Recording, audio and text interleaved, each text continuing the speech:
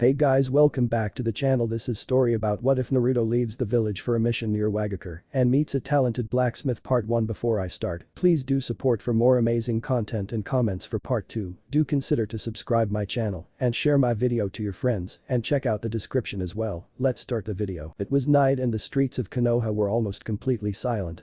Shikamaru's steps were light and inconspicuous as he walked through the shortcuts that would lead him to the gates of the village. He knew that he was running late, but he couldn't be bothered with hurrying up. In the end, 10 minutes wouldn't make any significant difference to the mission he was about to go on. Troublesome, he muttered before yawning tiredly. He hated missions that started at night. Shikamaru could sleep at any given time of the day, but especially the late hours were meant to spend curled in a warm, comfortable bed. Since he'd known that he wouldn't be getting any sleep, he'd taken a nap in the evening and had overslept, hence why he was late. But eventually, he arrived at the gates where Ino, Choji and Niji were already waiting for him. Asuma-sensei wouldn't be attending. Although it was an officially B-ranked mission, Tsunade told them that they could take it on their own. He knew that she wanted them to become more independent so she could assign the missions in a more flexible way. Shikamaru had told her that this particular mission could use someone older and more experienced, but she didn't listen. She rarely did. It sucked when Asuma couldn't attend because it almost always led to him being appointed as the leader. This time was no different. "Didn't I tell you to be on time?"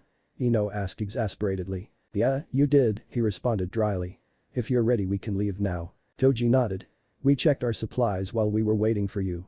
If you did too, we're ready to go." Niji scoffed, visibly annoyed by his tardiness. Shikamaru asked himself whether the guy had ever been late in his life. Probably not. Before he could attempt to respond, they all tensed up when they heard the steps of someone approaching. "Asuma-sensei!" Ino exclaimed. Shikamaru relaxed and hoped against all odds that Tsunade might have changed her mind and had sent Asuma-sensei to take part in the mission. It was rather unlikely. "Hey guys," their teacher mumbled with his lips around another one of his cigarettes. "Did something happen?" Niji asked. It was obvious that he was anxious to set out. He didn't like it when something didn't go according to schedule. "No, but I heard that you had a mission in Lwagakure." Niji shook his head. "We're only supposed to go until the border. We're not crossing the mountains." The man sighed. "Thank God. Be careful, you'll never know what these Iwanins are up to. I wish I could come with you, but I've got a mission coming up first thing tomorrow morning." "Is there anything else?" Shikamaru asked, sensing that his teacher wanted to tell them something more. Asuma grinned guiltily and scratched the back of his head. "I wouldn't ask this if I got a mission near Iwa anytime soon, but spit it out already." Choji interrupted good-naturedly. "Well, my trench knives took a real beating during the training yesterday. The blades have cracked at some places and they're completely blunt. I've got backup knives, of course, but those were my favorite." Ino raised her brows confusedly. "Can't the blacksmiths in the village repair that? You could also always buy new ones, you know." "Yeah, but it never takes long for the blades to blunt again. People say that there's a blacksmith who's living before the mountains at the borders to the waterfalls and grass country and makes blades that don't lose their sharpness over a long course of time." "We'll check it out," Shikamaru confirmed and took the trench knives that the man offered him. "You sure? It's no big deal, sensei." "You shouldn't even have to ask," exclaimed Choji indignantly. Niji, who'd already been annoyed about their delayed departure, became impatient. "We are losing time. We have to be punctual. The Iwanins will be waiting for us, after all." Shikamaru had to agree. "Let's get going." Just as they were about to run off, they heard Asuma call their names for the last time. When they turned around, he had lightened up another cigarette. "Stay safe." Shikamaru nodded. He hated being the group leader. He hated being the group leader because it essentially meant responsibility. With responsibility came work and effort. He couldn't just laze around like he used to because they weren't given assignments to weed gardens or walk dogs anymore. When they went out for a mission, they regularly put their lives at risk, and every decision that Shikamaru made influenced the well-being of his team. It was exhausting to perform under that pressure. "When are we gonna take a break?" Choji interrupted his thoughts. His friend didn't sound tired yet, but it often helped to have a clear set goal in mind and not just run for an unclear amount of time. Shikamaru went through a calculation in his mind. They had to arrive at the meeting point in 3 days. If they ran the whole way through, they'd easily arrive in 2. That's why he could plan a couple of breaks in. But there still had to be a buffer in case they got involved in a fight. It was about 3 AM right now and they had been running for about 2.5 hours. "We'll take a rest at dawn," he decided. His team members nodded acceptingly. He had grown comfortable to work with all of them, especially Ino and Choji. They knew each other since childhood and had fought together ever since they graduated the academy. At the beginning he hadn't been able to stand Niji, and even that became better with time. The other boy was still too uptight and melodramatic for his taste, but there was nothing that could be done about that. He knew that Niji hadn't thought of him too highly either. But when he had discovered that Shikamaru was actually able to defend himself and a very talented strategist on top of that, he'd started to respect him. Shikamaru knew that all three trusted him and it sucked. Oftentimes he craved to slack off and laze around, but he couldn't lower his defenses when he was stuck in this position. He went through his plan again. The mission's goal was to deliver a scroll to some Iwanins that would be awaiting them on their country's borders. Tsunade wanted to establish better dialogue with Itsuchikage. You could never have too many allies. Officially, no fights were planned. However, relations with Iwa had never been stellar and it wouldn't be above them to stab Konoha in the back by ambushing them. That's what Niji was here for. He will use his Byakugan to look ahead and find out whether any hidden troops would be awaiting them. It wasn't unlikely since the mountains made for good hiding spots. "You okay, Shikamaru?" Choji asked. The boy was perceptive and when it came to reading Shikamaru, he was one of the best right after his father and Asuma-sensei. Fine. The line between being open towards your team and bringing down their morale through your own qualms was thin. Just hoping that we won't have to deal with any unnecessary conflict. Like bandits? Ino chimed in. They're like bugs, Niji added with a disgusted expression on his face. Annoying, time-consuming, but no real challenge. Shikamaru knitted his brows skeptically. One of the Hyuga's biggest weaknesses was his haughtiness. It never was a good idea to underestimate your enemy. On another note, the only girl in their group began, "Do we know the name of the blacksmith who we're supposed to bring Asuma-sensei's blades to?" Choji gasped. Damn. We forgot to ask, didn't we? Niji rolled his eyes and sighed. Great. It's not a big problem, Shikamaru appeased them. There can't be too many blacksmiths on the borders of the Earth Waterfalls and Grass Country, that specific point is not a big area. If we don't find him, we'll just return to Konoha. We wouldn't be losing any time since we'd be passing that way anyway. The tension in his group members melted away, but no one became less alert. You never knew when problems would arise. After 2.5 days they had almost arrived at their meeting point. The trip went over without any major complications. Some bandits had attacked, but that was supposed to be expected. No one got injured and they didn't lose much time. Although everyone was well rested, Shikamaru suggested taking another break in Kusagakure before eventually approaching the mountains at the borders of Iowa. It was either waiting here or waiting there, and Shikamaru would rather spend as little time as possible near a country that was Konoha's ally only in name. So they resorted to lazing around near a river for about 1 hour. He was glad that he could relax, but relaxing during a mission wasn't nearly as enjoyable as when he was at home. He was always on edge, waiting for some sort of attack to happen. But luckily the time passed without any incidents, and they set off to their meeting point. They arrived punctually in the early morning, 3 days after their departure from Konoha. During that whole time, Niji was searching the area with his Byakugan to make sure that Iwa didn't plan any unwanted surprises for them. Eventually, they arrived without any problems. 5 men were already waiting for them. Judging by their Iwa headbands, they were the ones that they were supposed to meet. Shikamaru noticed how their eyes immediately zoned in on Niji, whose veins near his temples had bulged under his pale skin. Konoha citizens had gotten used to it, but outside the village, the Byakugan remained notorious. "You've got something for us?" one of them asked. "Yes," Shikamaru answered in his calm voice. Each of them could feel the tense atmosphere surrounding them. Konoha and Iwa just seemed to clash whenever they confronted. But it was important to keep the situation steady and prevent any sort of escalation. Slowly, he zipped his vest down and opened one side, so his inner pockets were clearly visible. Feeling the other Shinobu's eyes on him, he pulled a big scroll out and held it up. "That is it." One of the men standing in front of them nodded, to which Shikamaru threw the scroll into his direction. The guy caught it one-handed and put it into his own vest. "Is that all?" "Yes." As soon as Shikamaru had finished speaking, the Iwanins ran off. When they finally couldn't be seen anymore, Ino exhaled audibly. "Thank God they're gone. Barely anything happened and I thought we're gonna be in a fight any second." Choji shook his head incredulously. "It's hard to believe that we're officially at peace with these people." Shikamaru silently agreed and hoped that whatever dialogue that Tsunade was attempting to start would ease the relations between them. "Let's get going and see whether we can find that blacksmith that Asuma-sensei has mentioned." The rest of the team agreed and they set off. In the end, the place that their teacher had told them about wasn't hard to find. They met a few civilians along the way who showed them the directions, to whom they called Kinzoku. His smithy was built on the Iwa side of the border, but only barely. While they approached the little brick building, Shikamaru contemplated whether they should take their headbands off before entering. Problems could always emerge, especially if the guy was a little older and had experienced the previous wars. "Take your headbands off," he decided, "we don't want to provoke anything." After the tense encounter with the Iwa ninjas, everyone wordlessly agreed and unbounded their headbands to hide them under their clothes. Niji tied a piece of fabric around his forehead to cover his seal. When they knocked on the door, an old man wearing a traditional hakama and haori answered. Though his age seemed advanced, he didn't appear frail or sick. Yes. How can I help you? We're looking for Kinzoku, Ino answered with a polite smile on her face. The man's eyes lightened up. Well, that's me. How can I help you? We heard that you were the best blacksmith in the whole country, the girl mentioned charmingly. The geezer began to laugh, a noise that sounded like a roar. You heard right. No one can work these blades as good as I can. He shrugged and grinned mischievously. Well, I do have an apprentice, but that's besides the point. I'm the one who trained him, after all. Shikamaru refrained from groaning. The man seemed like a troublesome jabberer, so he let Ino do the talking. They had enough similarities to get along just fine. You're right. She exclaimed excitedly, and we desperately need your help. Well, then come in. Kinzoku offered and stepped out of the entrance so they could get in.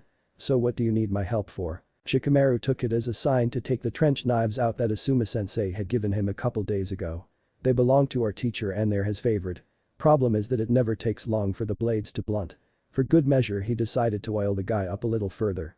He's heard of your amazing abilities and asks whether you could do something about it. The man laughed again, took the blades out of his hand and put on some glasses to inspect the weapons closely. That's easily done, he asserted after a short while. He laid the blades on a wooden table standing nearby and went towards the door that led even further into the house. Before leaving he turned around. Sit down and make yourself home. I'll be there in a minute. After they took a look around the room, they sat down on the wooden banks that stood next to the table. The place had been kept simple and clean.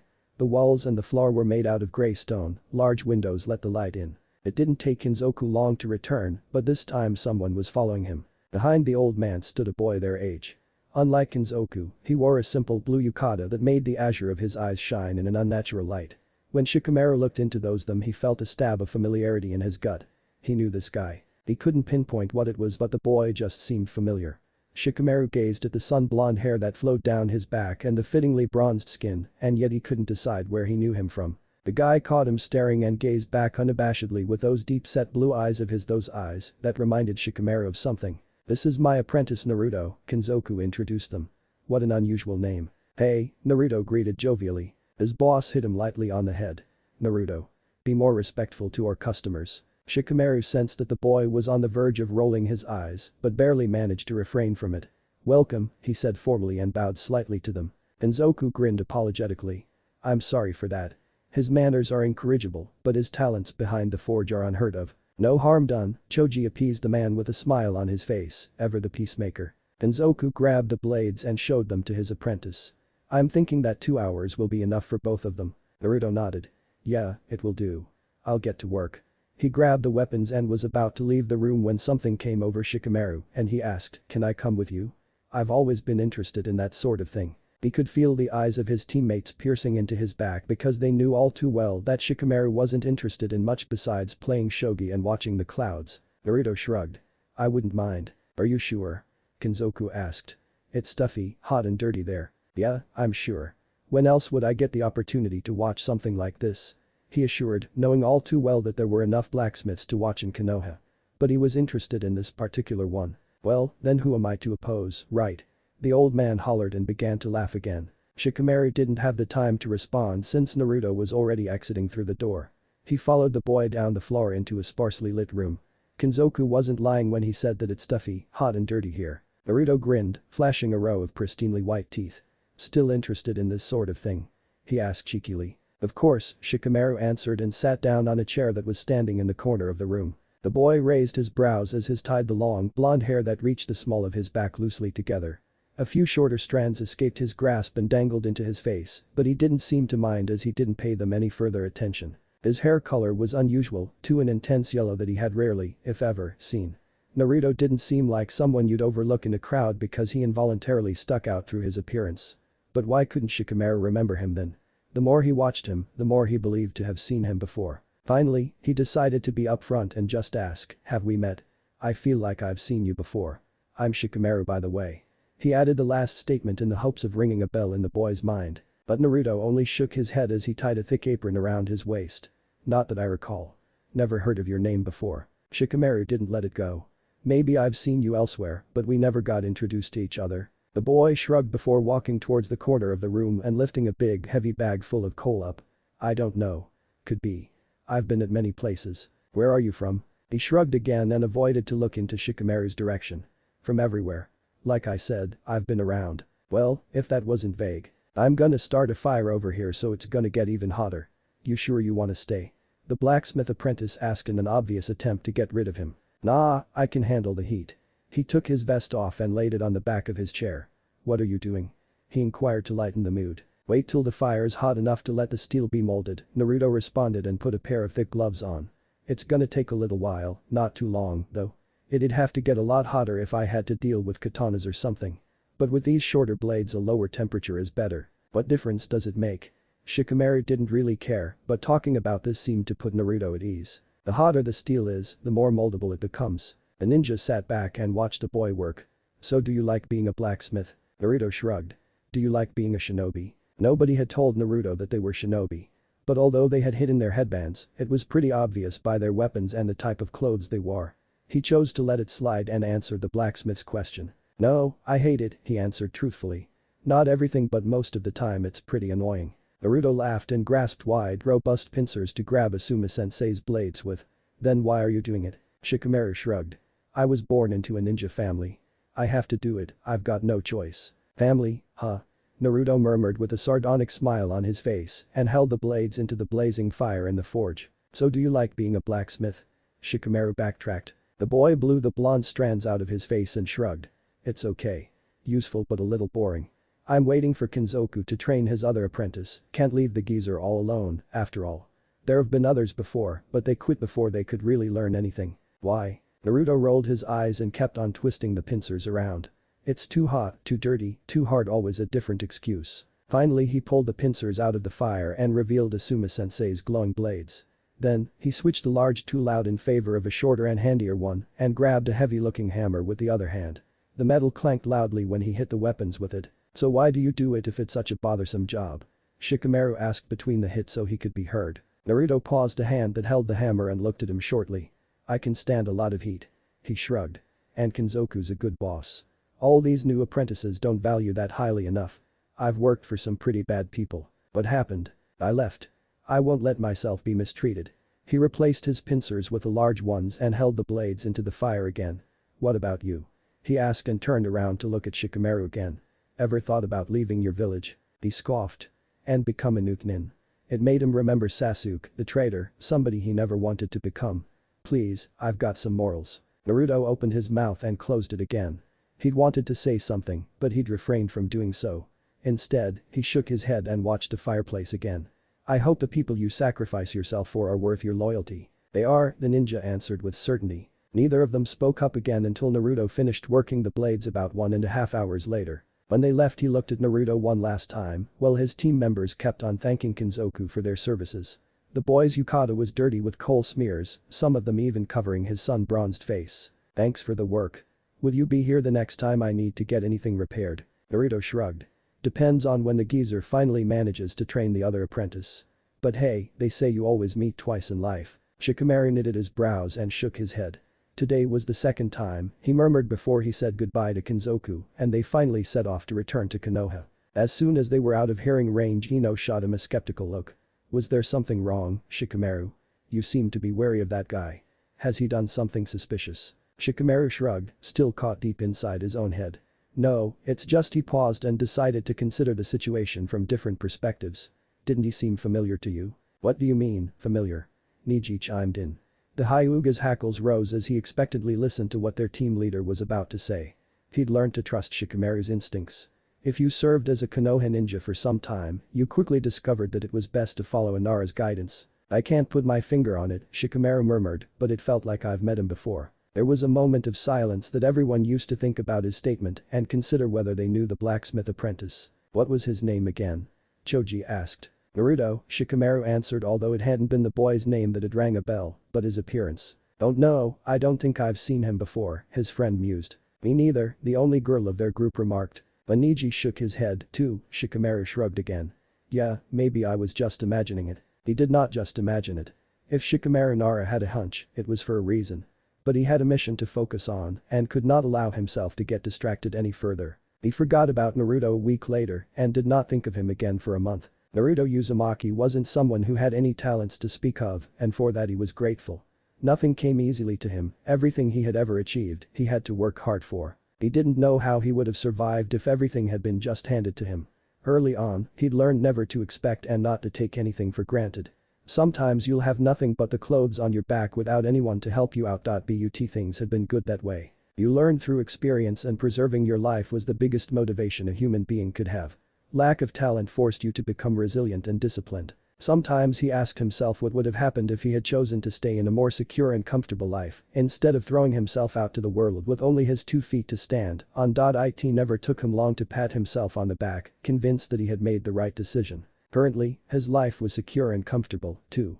Kenzoku had given him a roof over his head and a soft mattress to sleep on. It was more than what Naruto was used to having. He'd like to stay in bed and sleep on said mattress for a little while longer, but his internal clock signaled him that it was time to get up. There was no use in wallowing in what-ifs, it wouldn't change what was to come. Having made his decision, he sat up and put the blanket to the side. He shivered when his bare feet touched the cold wood. Quickly, he stood up to get changed into one of the yukatas that Kenzoku had given him when he'd started working in the smithy. He hated them because they were impractical and annoying. There wasn't much room for his legs to move, so it was difficult to run or even make somewhat big steps. If it was up to him, he'd put on a shirt and a pair of pants, but Kenzoku insisted on the traditional wear. Naruto knew that it was only for his business to look more authentic. A drawn-out groan that came from the other end of the room pulled him out of his thoughts. Tawny brown hair and green eyes peeked out of the duvets to watch him groggily. "You already up?" Kinban asked with a scratchy voice. Naruto gave the fellow apprentice a nod as he brushed through his long, blonde hair and tied it into a high ponytail. A haircut was long due, but he was incapable when it came to that. Since he couldn't even trim the ends without the strands becoming uneven and sloppy, he'd let them grow out. After quickly washing his face in the bathroom, he returned to make his bed. When he was done, he turned to Kinban, who was still lying under his blankets with a tired, unfocused look in his eyes. "I'm going to make some breakfast. Be sure to be in the dining room in half an hour. Don't you want any help?" He shook his head. "No, it's okay. You can doze a little more, but make sure to be on time." With that, he left the room. He wanted to be lenient on Kinban since the boy had only been his roommate for about a month. But although he was weak and tired easily, he tried his best and actually took the work behind the forge serious. Maybe Naruto lucked out and Kinban actually turned out to be a useful apprentice, so he could finally attempt to leave the smithy. It wasn't like he hated staying here. He had a place to sleep, food, and Kenzoku, who was a nice and benevolent man, even paid him some money. But it hadn't taken long for him to realize that working as a blacksmith bored him. Naruto wasn't sure whether it was the job or the fact that he had to remain in one place for a long time that made him restless. Maybe he had just gotten used to traveling around. Nonetheless, if Naruto didn't like something, he left. But he had a bad conscience about leaving the old geezer alone when the man didn't have anyone to help him with his work.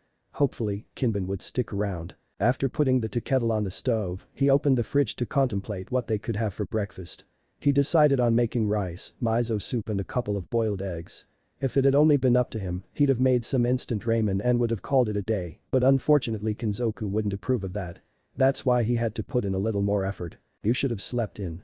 It was already pretty late when you finished up yesterday." Naruto turned around to see his boss standing at the doorsill with his usual Haori and Hakama on. "It's okay. I would have woken up anyway." The man ran a hand through his gray beard and scratched his bald head with the other. "Sleep is important, Naruto. You should learn to get some." Gradually, the man's usual energy seemed to return as he ordered his apprentice around. "Where's Kinban?" "I let him doze." Kenzoku nodded. "He should get some rest. He works very hard too. I think we found ourselves someone who could stay." Naruto hummed absent-mindedly as he rushed to the screeching tea kettle and pulled it off the stove.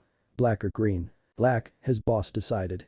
Then, after a short pause, he added, "Naruto. Yeah? You're gonna leave soon, yeah?" Naruto looked up to see the old man's face and regretted doing it immediately.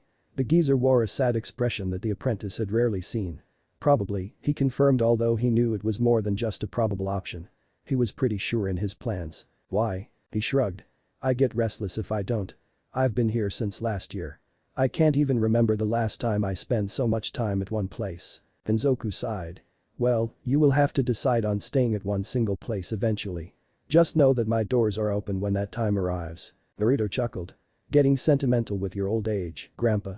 The man hit him over the head and grumbled something about being more respectful towards one's elders. After that, they both worked on preparing breakfast together. They were almost finished when Kinban entered the kitchen looking a little distraught. Sorry for being late. The teen's hair was sticking wildly into all directions and his grey yukata was littered with creases. He'd probably fallen asleep after Naruto had left the bedroom. "You're on time," Kenzoku assured although he wasn't. "Kinban, can you carry the plates to the dining room?" Naruto asked with a soft voice. The guy could be a little anxious, so he proceeded to treat him with kitty gloves. When the boy had arrived at the smithy, he told them that his parents had been killed by bandits that had attacked his village, so it was really no wonder that he was a little skittish. "By the way," Kenzoku mentioned as they finally sat down at the low wooden table frame, "what was up with the boy from yesterday? You mean the one who came with the other three and wanted to have his blades repaired?" His boss nodded. "Yeah, that one. I found it strange that he wanted to see you work." Naruto shrugged. He asked some weird questions, but that was all. He thought we knew each other or something. "You probably did, you've been around, after all. Did you ever pass the land of fire?" Naruto froze. "Why are you asking?" Kenzoku poured himself some black tea. "Because they came from Konoha, obviously." Suddenly, all appetite left his body. Forcing to keep his voice calm, he asked, "How do you know?" "They didn't wear any headbands, and it's unusual for Konoha's ninjas to pass Iwa's borders." Kinban, not as oblivious as he seemed at first sight, remained silent and attentively listened to the conversation. Kenzoku laughed loudly. "You're forgetting that I'm old, brat. With age comes experience. I've seen that sort of team a couple of times already. They've been here before." "No," Naruto thought after contemplating it shortly.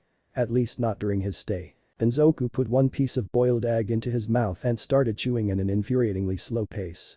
"Not them, exactly," he remarked. "But a version of them. I've experienced wars that Konoha was involved in and I've seen that team constellation many times before. A blonde with weird eyes, one fat guy and one with dark hair that looks fairly inconspicuous. I might even know which family the fourth guy belonged to." Naruto's mouth went dry. Ever since that day, he's been trying to avoid Konoha citizens at all costs. He never set any foot into the land of fire again and usually steered clear of big cities to minimize the chances of meeting someone that came from his hometown. But maybe this Shikamaru guy had been right and they had met before. As if having read his thoughts, Kenzoku elaborated, "If he said that he knew you, he was probably right. The third guy in that team constellation is always the smart, observant one." He slurped his miso soup up. "The Nara clan.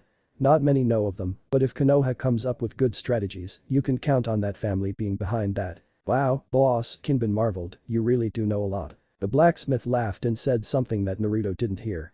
The others' voices became white noise. Damn.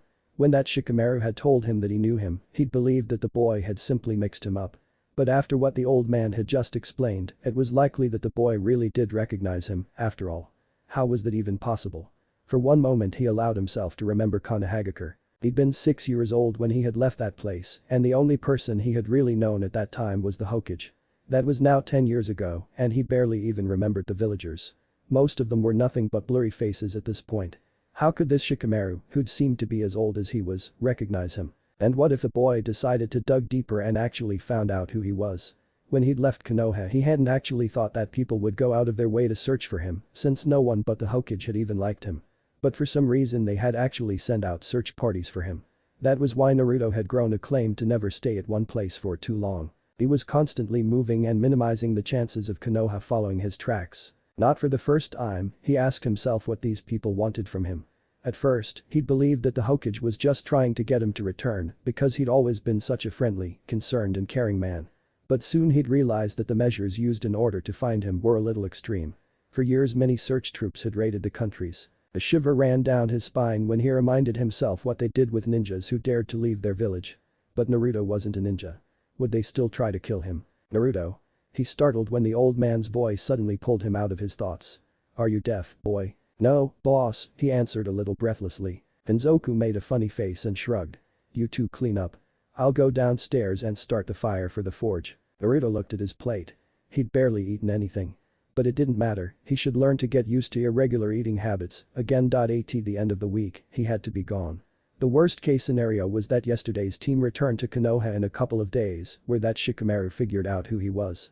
If that happened, they'd sent some shinobi out to search for him here. He had barely a week left before he had to be gone. It was unlikely that any of that would happen, but he wouldn't risk it. It was night.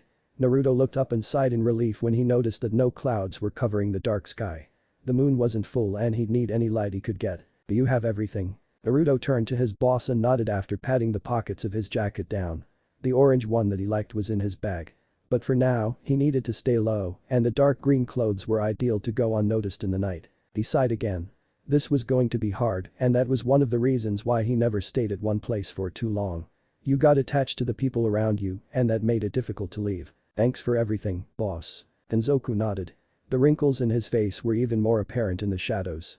Or maybe it was the worry that caused the old man's face to look that much older. And if anyone asks for me, don't hide anything from them. Don't get yourself in trouble. The man snorted and shook his head. Tell me one thing, Naruto.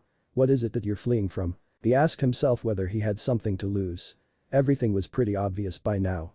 Konoha, he answered truthfully. Are you a criminal? You know you can be honest with me, the man said in a grandfatherly tone. No, Naruto insisted. I didn't do anything wrong, not like that. I just left the village and they haven't stopped searching for me ever since. I'm not a ninja so I don't know what they want with me. He shook his head in an exasperated manner. Naruto, the old man began and took a deep breath.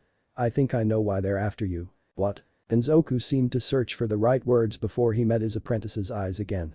I've told you, I'm old. Naruto rolled his eyes. What else is new? Shut up, brat, the old man grumbled half-heartedly. My point is, I've met many people.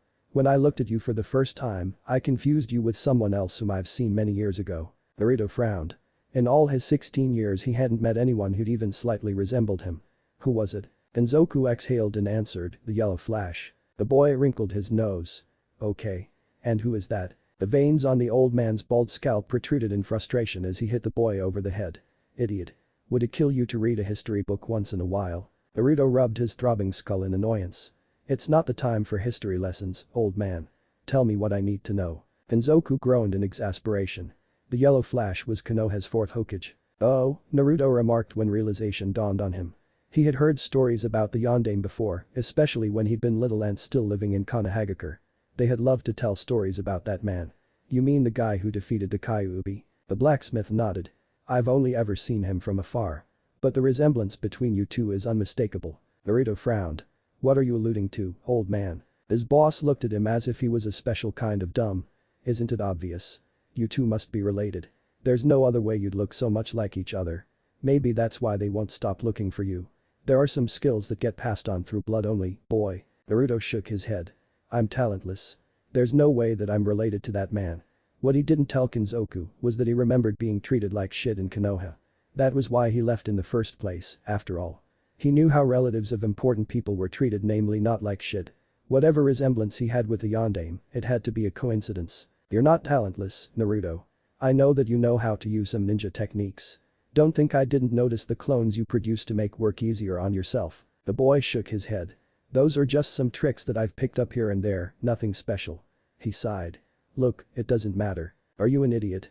Of course, it matters, Kenzoku insisted. It's the reason these people are looking for you, after all. Maybe they don't want to punish you, but only return you to your village. Naruto scoffed. Staying in Konoha is enough of a punishment. His boss eyed, realizing that there was no way to change his apprentice's mind. Just promise me to take care of yourself. The boy grinned. I will. And I will visit you again when the coast is clear to make sure that Kinban hasn't burnt this place down yet. Kenzoku laughed in his usual noisy way and patted Naruto's head instead of hitting it for a change. He hoped that the boy's soul would eventually find its rest and someplace to call a home. It was 1 month after when Shikamaru lay on the training grounds grass while Ino, Choji, Sakura and Sai were sparring a few feet away from where Asuma-sensei, Kakashi and he were lingering at. He was too lazy to get up and participate, he'd rather just watch the scenery. They had a nice view of the Hokage monument. Absorbed in thought, he stared at the stone heads that he had seen more times than he could count. Oh, he mumbled, that's weird. What do you mean, weird? Asuma-sensei asked absent-mindedly. Shikamaru watched the Yondaime's giant rigid expressions that were carved into the hard stone, a man that every child in this village could recognize from various history school books that his face was plastered into. An unusual face it was, one that stood out. Azure blue eyes framed by sunny blonde hair. Shikamaru felt his mind sharpen, every bit of tiredness was suddenly gone. Do any of you know whether the Yondaime has any living relatives left? A minute of tense silence filled the air. A few feet away, kicks and punches were being thrown, but they seemed far away, almost isolated from the main event. Why do you ask? Kakashi inquired with a stiff-sounding voice. Shikamaru was surprised that the man had spoken up. He'd been on plenty of missions with Kakashi before, and although the other ninja always remained observant, he made a show of pretending to be as bored and oblivious as possible. Well, this just got interesting. You know, I just thought it was strange how little backstory we have on him. There are so many stories on the other Hokage's families, but there's nothing on him. He had no plans to share his suspicions with the others, at least not yet. There was something going on and he was set out on finding out what it was. Shikamaru loved riddles. He could feel Kakashi's piercing stare resting on him, and it made this all the more intriguing. Asuma-sensei laughed awkwardly to disperse the tension hanging in the air. You notice the most trivial things, Shikamaru. The boy relaxed and looked up to watch the clouds again. Those little things add up in the end.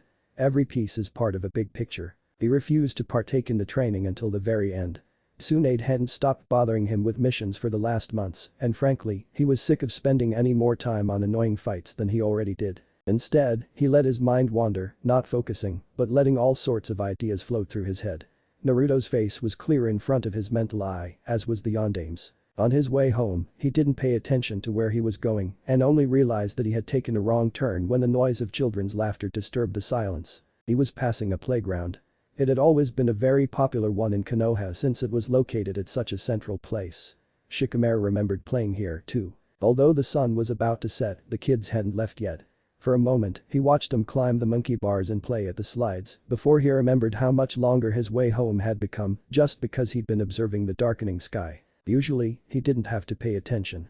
On every other day, his feet would have led him home because his subconscious sense of direction would have been enough to find the house he'd been living in for 16 years.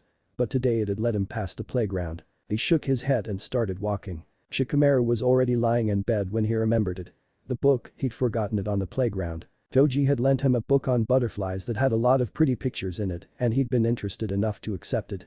This morning, he had taken it with him to the playground to read it there because he didn't like running around with the other kids anyway. In the afternoon, his mother had come to pick him up and somehow he had forgotten about it. He sat up and pulled the blankets to the side. What now? What if someone had taken it while he'd been gone?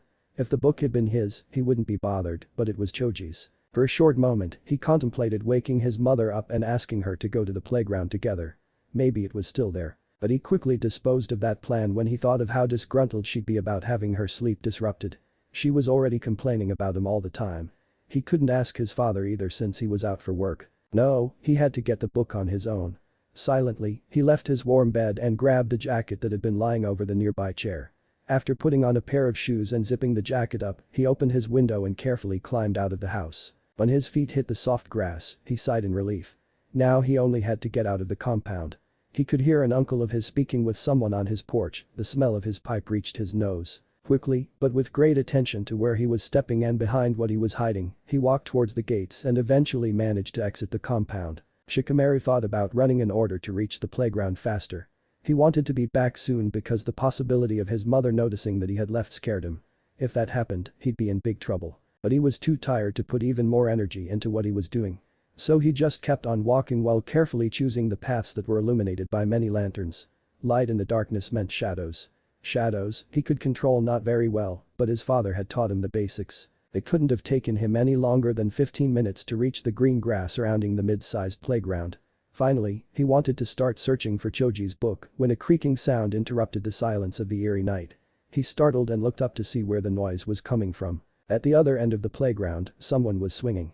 The kid's feet didn't reach very high, though his movements were far too listless. What are you doing here? The half-hearted swinging came to a halt, feet brushed over the dry sand. Now that he wasn't moving, Shikamaru could see that it was a boy with bright blonde hair. He looked up and met Shikamaru's stare. His eyes were blue. What are you doing here? I asked first, the little Nara responded stubbornly. The blonde boy shrugged. I wanted to swing. At night? Yeah. Shikamaru raised his eyebrows in a skeptical manner. Where are your parents? Another shrug.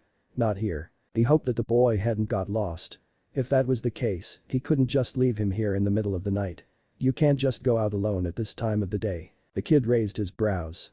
Yeah. Why are you here then? Knowing that he had trapped himself with that comment, Shikamaru sighed.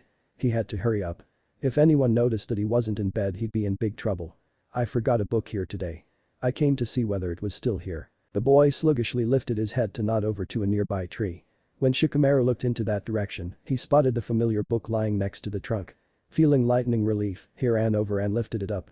Thankfully, it was undamaged. Shikamaru. He startled when he heard that deep familiar voice calling him. Father. Shikaku Nara was standing near the slide with a tired and annoyed expression on his face. What the hell are you doing here? Do you know how late it is? The man rarely got angry, but Shikamaru could see that he was exhausted. He showed him the book. "I forgot it here this afternoon." His father sighed. "Since when do you care? It isn't mine. Choji lent it to me." Shikaku shook his head. "Let's just get home and hope that your mother doesn't find out." It was then that Shikamaru remembered the blonde boy who was still sitting on the swing. He was looking on the ground and drawing patterns into the sand with his feet. "What about him? We can't just leave him here." The ninja turned around and watched the other child with a sad expression on his face. "You're right. Wait here." The man turned to the trees, stern lines were marring his already scarred face. "How much longer are you gonna wait up there?" Suddenly, 3 figures jumped out of the leaves. Anbu, Shikamaru recognized by their masks. "What are you even here for if not to look out for this child?" The young Nara noticed that his father was trying to keep his voice down, but he was apparently too angry to do so. "We were ordered to protect him." "He wasn't in any danger," one of the figures responded. She sounded monotone, but Shikamaru could feel the insecurity in her words. His father was an important man, after all. "Are you trying to tell me that it is harmless for a 5-year-old to walk the streets alone past midnight?" The woman wanted to object, but Shikaku didn't give her any opportunity to do so. "Return him home immediately and make sure he's safe." When the Anbu nodded in acceptance, his father turned to him. "Shikamaru. Shikamaru." His eyes were wide open, he was lying under warm blankets. Light flooded his bedroom when his mother pulled the curtains to the side. "Shikamaru, are you okay?" She sat down at the side of his mattress and touched his forehead with her palm. "Are you sick?" she asked with a rarely seen concerned expression on her face. "No," he answered a little breathlessly, "just a dream." "Nightmare?" "No, it's nothing." She sighed and stood up. "Get ready then. I made breakfast." After she had left, he lay in his bed and stared at the ceiling for a while. His dream, it had been a memory from many years ago. He had long forgotten that particular night. How old had he been back then? 5. 6. It had only remained on his mind as the night he had sneaked out and returned without his mother ever finding out. The boy on the playground, he had completely forgotten. But the dream had reminded him of blue eyes and blonde hair, the same shades that Naruto and the Yondaime had. He groaned and massaged his temples, trying to alleviate an upcoming headache. Maybe it was all just a coincidence. 3 people looked alike, so what? Maybe it was all just a huge mix-up. If Naruto had lived here, if he had been a kid their age that had played on the playground with them, surely Ino, Choji or Niji would have recognized him as well. The familiarity that Shikamaru had felt when he'd met the blacksmith apprentice could stem from some subconscious part of his mind confusing those 3 faces. He shook his head and sat up. Maybe he was just overthinking this. Not everything was always that difficult. No matter how much he contemplated this, he wouldn't find a solution if the problem didn't really exist. With that conclusion, he got up and got dressed before joining his parents at breakfast. It was a warm, sunny day, and Shikamaru was finally able to relax until the sound of knocking on the door disrupted his parents' morning banter. "Are you expecting someone?" Shikaku asked. His mother shook her head and stood up to leave the room, only to return in a matter of minutes. "Shikamaru, he's asking for you." He stood up and carried his plate to the sink. He'd been finished anyway. "Who is it?" "Kakashi Haddock," she answered with her eyebrows raised high in confusion. Surprised by her response, he frowned. "Are you sure?" His mother sat down at the table again and rolled her eyes. "You mean because there's someone else in this village who looks and dresses just like him?" "Yeah, it's him." "You got a mission coming up?" His father chimed in. "Not that I know of," Shikamaru supplied. And that was the weird thing. The only times he was around Kakashi was on missions or when some other sort of group activity planned. "Is he waiting on the porch?" When his mother nodded, he walked out of the dining room and towards the entrance. He opened the front door that had been left ajar and spotted Kakashi leaning against the wooden railing of their terrace. "Good morning," the older man greeted. "Had a nice breakfast." "I did," Shikamaru confirmed. "How about you?" He hated this sort of needless small talk, but he didn't know what else to do with the guy. Kakashi shrugged. "You know, like always. Informative as usual," Shikamaru remarked dryly. "Listen, I've got something to talk about with you," the man explained in an uncomfortable but determined tone of voice. Finally, they were getting somewhere. "What is it?" He could hear Kakashi take a deep breath under his mask as the sole, visible eye focused in on Shikamaru. "Yesterday when we were at the training ground, you mentioned something about the Yondaime." The boy shook his head. "It was nothing honestly. Just something that passed my mind." The man squinted in concentration. "But there was something you wanted to say. What was it?" Shikamaru sighed. Although he'd been able to convince himself this morning that he had seen something that probably hadn't been there in the first place, Kakashi seemed to be intent on not letting the matter go. "I just wondered about his family because I recently saw someone that looked just like him." He expected the man to relax upon realizing that the whole thing wasn't a huge issue. Instead, Kakashi grabbed both of his shoulders and stared into his eyes with overwhelming intensity. Who was it? Who did you meet that looked like him? Shikamaru tried to shrug his grip off, but the man's hands were as firm as iron. I don't know who he was exactly, he explained warily. What is up with you? But the man didn't seem to hear him. What did he look like? Where did you meet him? Seeing no other option to end this conversation, Shikamaru decided to lay out what he had experienced. Long, blonde hair and blue eyes like the yondaime. That's why I found it weird. I don't know, he just resembled him. I've met him when I went out for a mission near Lwagakure a month ago. He could feel Kakashi's fingers that were still gripping his shoulders tremble against his skin in excitement. What was his name? Do you know it? Naruto. The ninja's hand slackened. There was one single moment that the man used to relax. In the next, all tension returned with even more fervor. He tore the house door open. Shikaku. He called. Hurry up, we have to go to the Hokage. Shikamaru was left standing on the porch in utter confusion. What the hell? It took mere seconds for his father to arrive at the doorsill. Kakashi. What's going on? But Kakashi just shook his head as if they had no time. No time for what? We have to inform the Hokage immediately. He found him, Shikaku, your son found Naruto. His father's eyes widened in realization. They both knew something that Shikamaru didn't, and it was starting to get annoying. He hoped that one of them would elaborate eventually, but instead, Shikaku nodded in acceptance. Let's get going. Great, he'd planned on spending his day doing anything close to nothing. Me too. Especially, you, Kakashi answered in a tone that bore no room for discussion. When both he and his father jumped on the next house's roof and began to run at a fast pace, he had no other choice but follow suit. Damn it, he wished he'd never noticed anything about this Naruto at all. However, it seemed like his suspicions about the boy had been somewhat founded at least. Naruto appeared to have some sort of connection to Konoha. But had the boy seemed familiar to him because he resembled the yondaime or because he had met him in person, after all?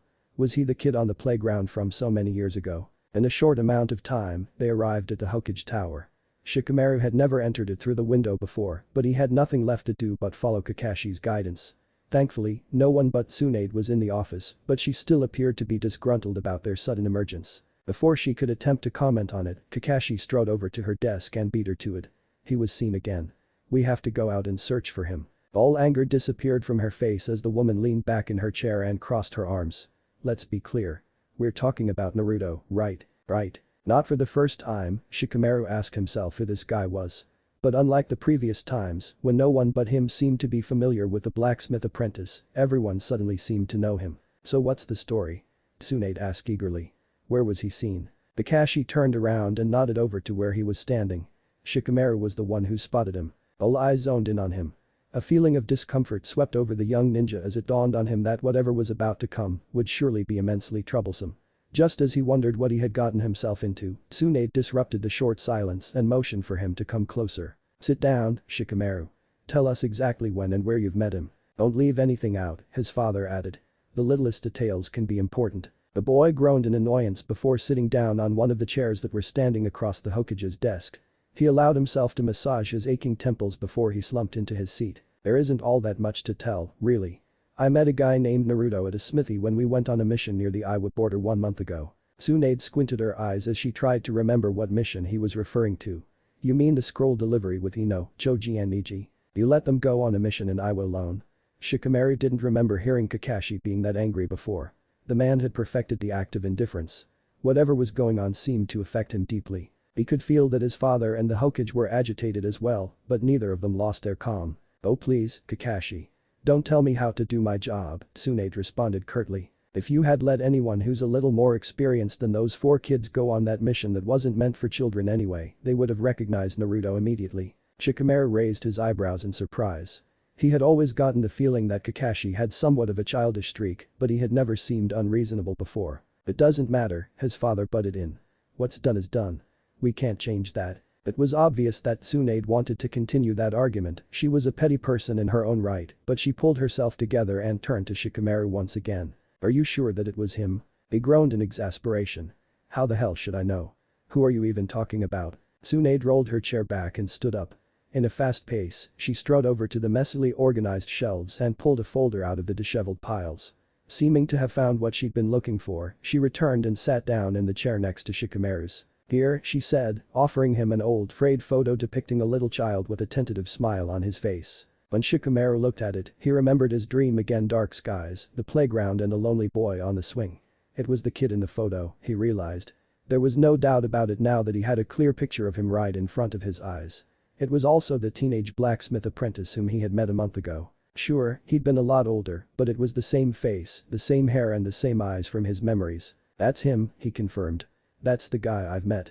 Older, 15 or 16 maybe, but it's him. Tsunade nodded, an eager and predatory grin spreading over her face. He could practically feel the excitement oozing off of her. Where exactly did you see him? Shikamaru took a deep breath and started to explain.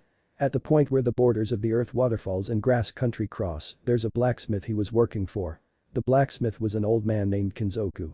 We originally went there because Asuma-sensei wanted to have his blades repaired by him. Did you tell them that you're from Konoha? His father inquired. Shikamaru shook his head. No. We even took our headbands off beforehand. Kakashi sighed in relief, but the tension didn't leave the man's body. Maybe he's still there then, he murmured. The other two adults appeared to mull over that statement. Was there anything else you've noticed about him? Shikaku asked. The son shrugged. He seemed familiar from the get-go, but I couldn't put my finger on it. I talked to him for a little bit, asked him whether we had met before, but he didn't remember me. If that's true, we could have an advantage over him, his father reasoned. Although Shikamaru would have liked to know why they were searching for the guy in the first place, he had no desire to get even more involved with this mess. Today was his free day, damn it.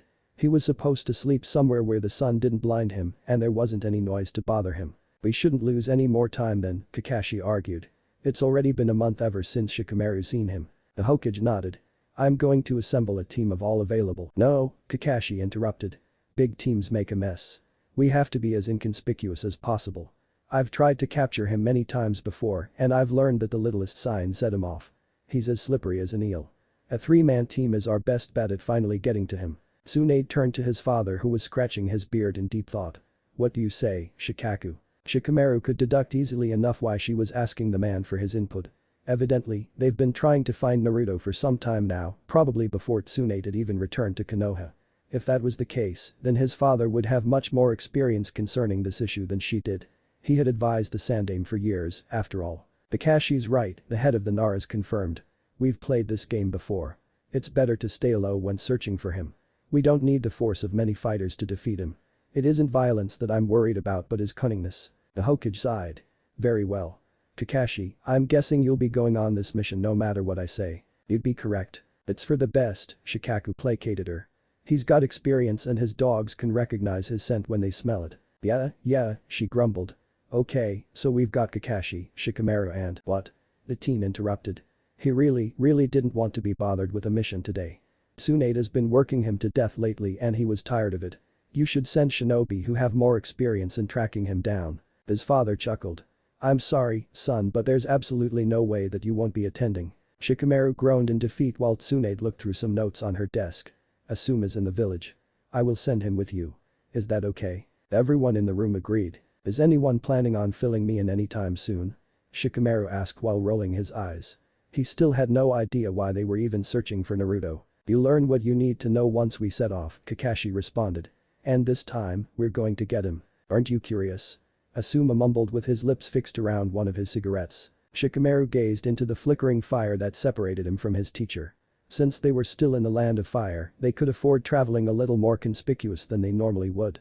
Without taking his eyes off the flames, he answered, of course, I am. But if I can only satisfy my curiosity by working on my free days, I'll pass. The smell of tobacco reached his nose when the man exhaled with a deep sigh. His sensei lifted his head to watch the other jonin, who seemed to be reading one of his porn books while sitting on the high branches of a sturdy tree. Ever since they left the village, Kakashi appeared to be even more contemplative than usual. Shikamaru doubted that he was actually reading what he was staring at. Well, Asuma responded, you've got enough information for this not to be a proper secret anyway. I might as well divulge in the rest, too. It could be beneficial to look at this situation with an unbiased pair of eyes. Fresh perspectives and all of that. Knowing that he was already too involved to escape this matter at this point, Shikamaru decided to humor his teacher. That guy at the smithy and the Yondaime are related, right? It only made sense. Kakashi had reacted the way he did upon hearing that Naruto had resembled the deceased Hokage. Asuma nodded. He's the son. Careful to keep his voice down, he continued, that's why Kakashi is so affected. The Yondaime was his sensei and they were very close. He feels responsible for his teacher's son. Briefly, Shikamaru asked himself how he'd react if Asuma died and left a kid behind. It wasn't a prospect he wanted to consider. Even if he wouldn't admit it, his teacher was one of the people that meant the most to him. The man just understood Shikamaru so easily and had some sort of unwavering faith in him. Him dying, no. He didn't even want to think about it. But he understood Kakashi a little better now. When the man didn't receive a response, he continued, the kid left the village when he was 6. Later investigations showed that he had climbed onto a merchant's carriage and hid under a pile of hay to flee, with everyone being none the wiser. Shikamaru grinned at the simplistic, childish yet effective method. And you haven't been able to find him ever since. Asuma chuckled and scratched his beard in an embarrassed manner. Kid slippery. We've come close many times, but we haven't been able to retrieve him yet. Shikamaru couldn't repress snickering any longer. It was just so goddamn funny. A troop of elite ninjas hasn't been able to get a hold of a little brat. He's resourceful, a monotone voice commented from behind him. Kakashi had left his tree in complete silence and was now standing in close distance to the campfire. The man sat down at the open space between Shikamaru and Asuma. We've tracked him down 6 times before. Today is the 7th time. His teacher relaxed and slouched towards the heat of the flames. You don't seem as energetic as you were in the early morning, Kakashi. Did something happen? The other man didn't move. It was difficult to gauge him on a normal day, but he seemed even more closed off now. The look in his soul eye was unfocused and empty. I let the excitement of having another clue affect me. Doesn't happen too often that we get those, after all. But I had time to think about it, and? Asuma baited. I don't think he's still there. Finally, he broke out of his stupor and lifted his gaze from the fire to look at Shikamaru. Talking with you must have set him off, he theorized. It didn't sound like an accusation, just like a mere stating of facts. The man shrugged and turned towards Asuma. You know how quick he is. When his sensei nodded, Shikamaru realized that he must have gone on a couple of these missions, too. It was a little unusual since the man's specialties lay in combat rather than in tracking. As far as he had understood, the actual problem didn't lie in beating a violent Naruto, but in even getting a hold of him. Why did he leave in the first place? The teen asked. That, after all, was the key to finding Naruto. If they could understand why he was fleeing, they might be able to plan ahead. His teacher shrugged. He was a lonely orphan, a little kid. Who knows what he was thinking at that time? Shikamaru sighed dismissively. He didn't like to be taken for a fool, not even by his teacher. Asuma raised his brows in faux innocence, as if not understanding why Shikamaru didn't just accept his answer. You're a good liar, sensei. But that doesn't help you much when your lie doesn't make any goddamn sense. Having drawn his conclusions, the boy stood up and cracked the tense bones in his body. I'm gonna take a nap. Wake me when it's time for my watch. He didn't need to know what was going on. It was obvious that there was more behind the scenes than what he was being told. Someone didn't just run away and commit themselves to a life full of inconsistencies because of no reason. There was a secret that they were unwilling to tell him. Fine. The life of a shinobi was full of secrecy and misconceptions. Naruto was just one of many riddles. Kakashi had been right, and in retrospect, it was no big surprise. One didn't escape the hold of a bunch of elite ninjas for such a long time without being somewhat careful. It meant he didn't tell you where he was going? Asuma-sensei asked thoughtfully. Denzoku shook his head apologetically. No. But he let me know months ago that he was planning on leaving. The boy was talented, but he didn't like the job. The old man sounded sincere, but it was always possible that he was just a very good liar. Then again, why would have Naruto told his boss where he was going? The fact that he'd chosen to leave his current life behind when he'd told Shikamaru that he'd wait for his boss to train another apprentice supported their theory that he'd become suspicious and took flight in fear of their arrival. Do you remember the date of his departure? Kakashi inquired with a steady voice. Although the man often pretended that serenity was all that he consisted of, Shikamaru knew that the other ninja possessed a frightening intensity. But it wouldn't do any good to let things get out of control. This close to the Iwa border, they had to tread carefully. If the old man perceived the tense atmosphere, he didn't let it show. With a friendly smile, he responded, I think it was 3 weeks ago. Damn. That meant that even Kakashi's dogs wouldn't be able to pick up a scent. Too much time had passed. When both Asuma and Kakashi decided to interrogate the old blacksmith even further, Shikamaru opted to exit the smithy and search for any further clues outside. He sighed when he closed the door behind him and breathed in the evening's cool air. Although this essentially meant that they'd be failing this mission, he couldn't say that he wasn't glad about returning home so soon. Who are you? A tentative voice asked from close distance. Just around the corner of the smithy stood a boy a couple years younger than him, wearing a beige yukata and carrying a bag of groceries. Shikamaru noticed how the boy's green eyes focused on his Konoha headband that was tied around his arm. Even though they stood a couple of feet apart, he didn't miss the way his hands trembled against the paper bag he was holding. Who are you? He countered. Ignoring his question, the kid asked, "What are you here for?" Figuring that one of them had to acknowledge the other in order for them to progress, Shikamaru decided to respond. "We're looking for Naruto," he stated as if he was actually familiar with their target. "Have you seen him?" The boy scoffed. "Why should I tell you anything?" Another ninja might have answered that he should blow the whistle if he didn't want to end up with a few broken limbs, but Shikamaru was nothing if not a believer in strategies. He had already evaluated the light yukata that the boy wore, the same kind that Naruto had worn 3 weeks ago. "You're Kinzoku's other apprentice, right? Naruto has told me about you," Shikamaru mentioned offhandedly. Well, Naruto had explained that he was planning on leaving the smithy as soon as his boss finished training his other apprentice. Judging the kid's appearance and the fact that he'd been heading towards this building, it was clear that he was said other apprentice. Apparently, he'd caught the teen off guard. "What? Naruto's told you about me? Why so surprised?" The boy shrugged and cautiously approached him. "He's always been so distant. I didn't think that he cared enough to mention me to someone." Shikamaru stuck his hands into his pants pockets and lifted the corners of his mouth into a slight smile. The kid was on the hook. Now it was important to come off as unthreatening as possible and pull the fish in. "Well, he couldn't have thought too ill of you. He's explained that he wanted to leave the smithy behind because he was convinced that you could assist Kinzoku well enough." Green eyes widened in surprise. "Really?" he gasped. "I've always believed that he thought I was some weakling." Shikamaru shrugged. "Well, apparently not." Inwardly, he sighed. Asuma or even Kakashi would be so much better at this, but he had to play with what he got. At least the boy seemed naive enough for him not to get too suspicious. But he had to get a little more personal for the boy to trust him. "I'm Shikamaru, by the way. What's your name?" "Hinbin," the kid answered and looked at his headband again. "So boss was right about you. You really are from Konoha." "Their boss talked about me." He didn't remember giving the old man his name. Hinbin shrugged. "The boss knows a lot. Naruto mentioned that the guy who wanted to have something repaired was a Shikamaru Nara." "That's you, right?" Shikamaru nodded. So the old man really wasn't as aloof as he pretended to be. "When I met Naruto, I felt as if I knew him," he explained. "And when I returned to the village, I finally remembered why he seemed so familiar." "Is Naruto from Konohagakure, too?" Kinbin asked curiously. "Yes," the older teen confirmed with a wistful smile on his face. "We used to play on the playground together. It's a village, you know. Everyone knows each other." He hoped he wasn't laying on too thick. But since the kid's white emotional eyes told Shikamaru that he was buying it, the ninja continued to unpack the sob story of half-truths and lies even further. He motioned towards the window. "You see the guy with the mask?" Hinbin peeked into the room where Asuma and Kakashi were still talking with Kinzoku. "The one with the gray hair." Shikamaru nodded.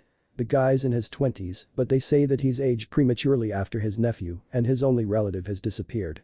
After a pause in favor of causing a dramatic effect, he added, "That was Naruto." A decent human being probably would have felt a little bad about using a young teen's naivety for their own advantage.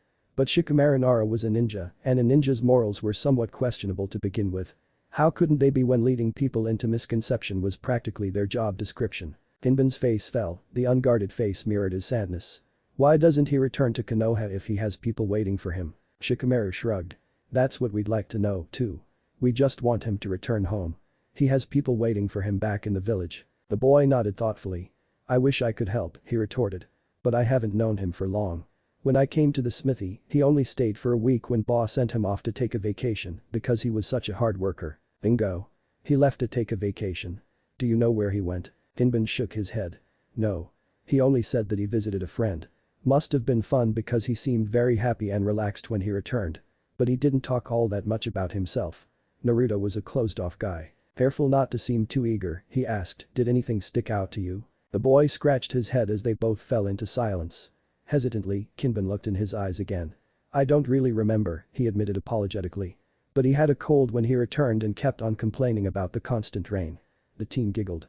"It was kinda weird." Shikamaru processed the information but didn't wait too long to continue his interrogation. He might not get another chance if Kinzoku exited the building. The man didn't seem nearly as naive as Kinbin. "Why weird?" The apprentice shrugged. "Because he had such a dark tan." It was the last bit of information that Shikamaru had needed to come to a conclusion. Now he had to make sure that it was the only possible result. "Do you remember how long he gone?" 2 weeks, Kinbin responded. "That was about 2 months ago." It was convenient that the door opened in that moment and let Asuma, Kakashi and the old blacksmith exit the building.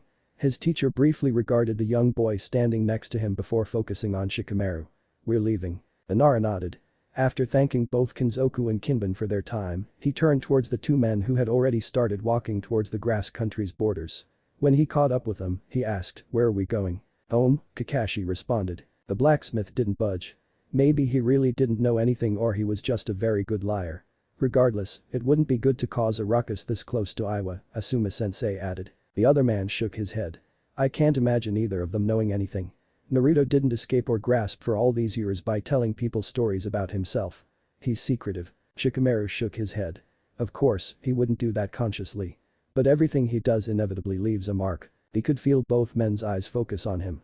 Apprehensively, Asuma lightened up another cigarette and took a deep drag. After letting the nicotine he had gotten addicted to flood his lungs and subside his restlessness, he exhaled and spoke up again. Did you find something out, Shikamaru? He shrugged. Maybe. Just a few little things. Asuma grinned and let something akin to pride shine through his features. Those little things that add up in the end. Shikamaru couldn't help grinning back. He wasn't a kid anymore and maybe he should stop seeking his teacher's approval. Still, it felt good to know that he had made his mentor proud. For the record, I'm not completely sure of this idea. It relies on various theories that aren't exactly foolproof on their own regard. Asuma rolled his eyes. Just spit it out, kid. I think he's got a friend who's helping him. Kakashi's squinted eye was the only sign that the man was frowning under his mask. Are you sure? We were previously under the impression that he was operating in solitary. Shikamaru nodded. The boy I was talking with earlier was the blacksmith's other apprentice. He's told me that Naruto left to take a vacation at a friend's place. How would be able to find that person? They could be living anywhere, Asuma argued. He visited his friend 2 months ago and returned with a cold complaining about the constant rain. It was winter at that time. There was only one place in close distance where it was raining constantly, the young ninja explained. The place where it is always raining constantly, Kakashi deducted. A Lwagakure. Or at least some part of the rain country, Shikamaru clarified. The number of places he could have gone to is limited considering that he was away for only 2 weeks. He passed the land of rain on his way back to the smithy but had a tan when he returned. Evidently, he spent his time somewhere where the sun was shining, I repeat, in the winter. Asuma's teeth locked around the cigarette so it wouldn't fall down when his face broke into a wide grin. A place where the sun is shining every day. His steps were light and almost didn't leave an imprint on the sand he was walking on. With time he had gotten used to operating this unobtrusively. It wasn't something he had been used to doing.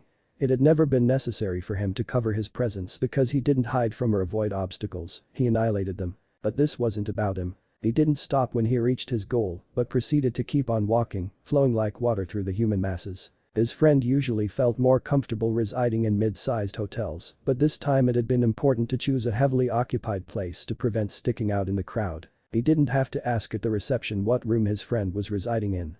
He wouldn't have given them his real name anyway. No, he only needed his senses to feel where his friend was. After all, they both had some things in common that made it easy to keep track of him when they were this close to each other. When he found the door he was looking for, he knocked 2 times before whispering, "It's me." After 3 seconds of silence, the door opened only a crack. It was enough for the blue eyes to take a peek at him. "What took you so long, Gaara?" "I could ask you the same thing," Gaara answered and closed the door behind him. The room was in disarray. Sheets, clothes and scrolls were in different states of derangement and wildly casted into opposite directions. Nothing too unusual. He tilted the windows, careful not to touch the blinders, to let some fresh air into the dark, stuffy room. "Why didn't you come to sooner right when you thought that they were on your trail?" Naruto walked towards him and stopped at the glass to lift one of the blinders up and peek outside. "How the hell could I've done that with all these Konoha parasites that you let invade your village?" Gaara sighed and swiped the maps that had carelessly been thrown onto an armchair aside to take a seat. "You're being dramatic again. There are currently only 2 Konoha shinobi in the village who will be leaving this evening." It didn't seem as if Naruto was listening to him. His frantic eyes continued on searching the room while he kept on scratching his scalp like he often did when he was nervous. The lengthy tresses that Gaara remembered from his friend's last visit had been shorn off. The short hair on his head couldn't have been older than a couple of weeks. "What happened to your hair?" he asked in order to distract Naruto by involving him in a conversation. "Huh?" The boy grunted and finally turned around to look at him again. "Your hair," Gaara repeated. Naruto snorted. "What do you think I did?" "Cut it off, of course." It attracted too much attention to begin with. It wasn't unusual for Gaara to reunite with Naruto only to discover that the boy had completely changed his looks to the point where he had become entirely unrecognizable. As soon as his friend was overcome by a rush of paranoia, he left everything he had, changed his appearance and moved to a place miles away. Currently, Naruto's skin was almost pale and sickly looking. He must have barricaded himself in this room for quite some time. Where did you stay before you arrived here? I hid in the desert after passing through the land of rain, the teen mumbled and started to pace the room in an attempt to alleviate his anxious energy. I spent as much time there as I could because it didn't look like it'd be raining in the nearby countries anytime soon. They'll probably try to track me with dogs again, so I had to make sure they didn't catch my scent. The ninja nodded in understanding. Naruto was a professional when it came to running away.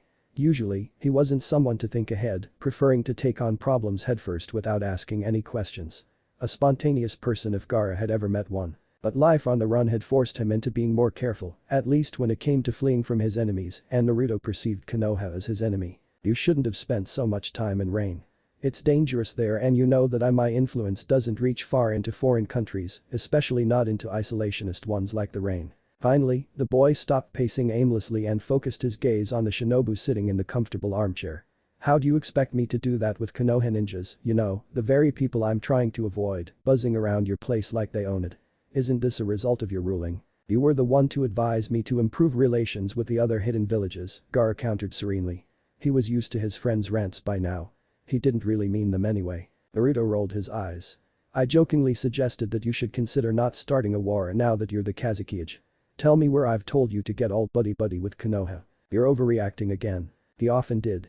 They knew each other for almost 3 years now, and in that time Gaara had discovered that it wasn't rare for his friend to exaggerate when another surge of his persecutory delusions got a hold of him. I wish I was, Naruto refuted. He sat down on the unmade bed and lay his head into his hands. It looked as if an invisible weight was resting on his shoulders. What happened? Gaara asked. I thought that the smithy in the land of Earth was relatively safe. His friend shrugged. Yeah, I thought so, too, he groaned. But a couple of Konoha ninjas came around. Did they recognize you? One of them did kind of. He knew something was up with me, but luckily couldn't figure it out. If he did find out who I am, ninjas are probably buzzing around Kinzoku's place as we're speaking. How old were they? Gaara doubted that there was actually something to his friend's suspicions if these Konoha shinobi had been young. After Naruto had become his friend, he'd made the effort to investigate the Hidden Leaf's relations to him. Of course, he'd known why they were, after all this time, still desperately searching for him. Naruto was just like him. Gaara had felt it the moment he had seen him and could still remember the noise of Shikaku grumbling and ranting inside his head the second their eyes had met. Naruto was a Jinchuriki. That day had been nearly 3 years ago. Back then, he was aimlessly walking through the desert that surrounded his village, not a rare occurrence. After all, it was impossible to let himself fall asleep and he had to find a way to spend his time during the silent nights. Often, he's been tempted to do it anyway, close his eyes and fade into sweet unconsciousness. It was the fear of never waking up again, Shikaku's constant voice reminding him what he would do once his host fell asleep, that forced him to keep his eyes open. It wasn't other people's lives, which undoubtedly would be threatened, he was worried about. Caring for only himself was the foundation of his life philosophy, after all. Solely, the knowledge that Shikaku might actually escape his host's body and kill him in the process kept him awake. Suddenly, the hostile voice inside his head became louder. The low hissing transformed into deep hoarse growls. The noise was so boisterous that it triggered an uncomfortable pulsating sensation to permeate his skull. Gaara would have clasped his ears shut if he hadn't known that it wouldn't be of any help. All that he could do was to adhere to Shikaku's commands and follow where the sand led him. The person that it tugged him towards wasn't a glorious sight to behold. It was only a strange boy whose feet were clumsy on the ground that gave away so easily and betrayed the fact that he was unfamiliar with this terrain. While he kept on stumbling over his own feet, Gaara asked Shikaku why he had brought him here. Had it been the demon's simple primal bloodlust? But Shikaku didn't answer him. All that Gaara could hear were his roars and guttural grumblings. Suddenly, the boy looked up. When the green of his eyes met the moonlight-illuminated azure, Gaara was able to feel a strange, yet familiar, presence. It could have been an instinctual gut feeling, a part of him that had become accustomed with the presence of a demon inside his own body that made him realize what the boy was.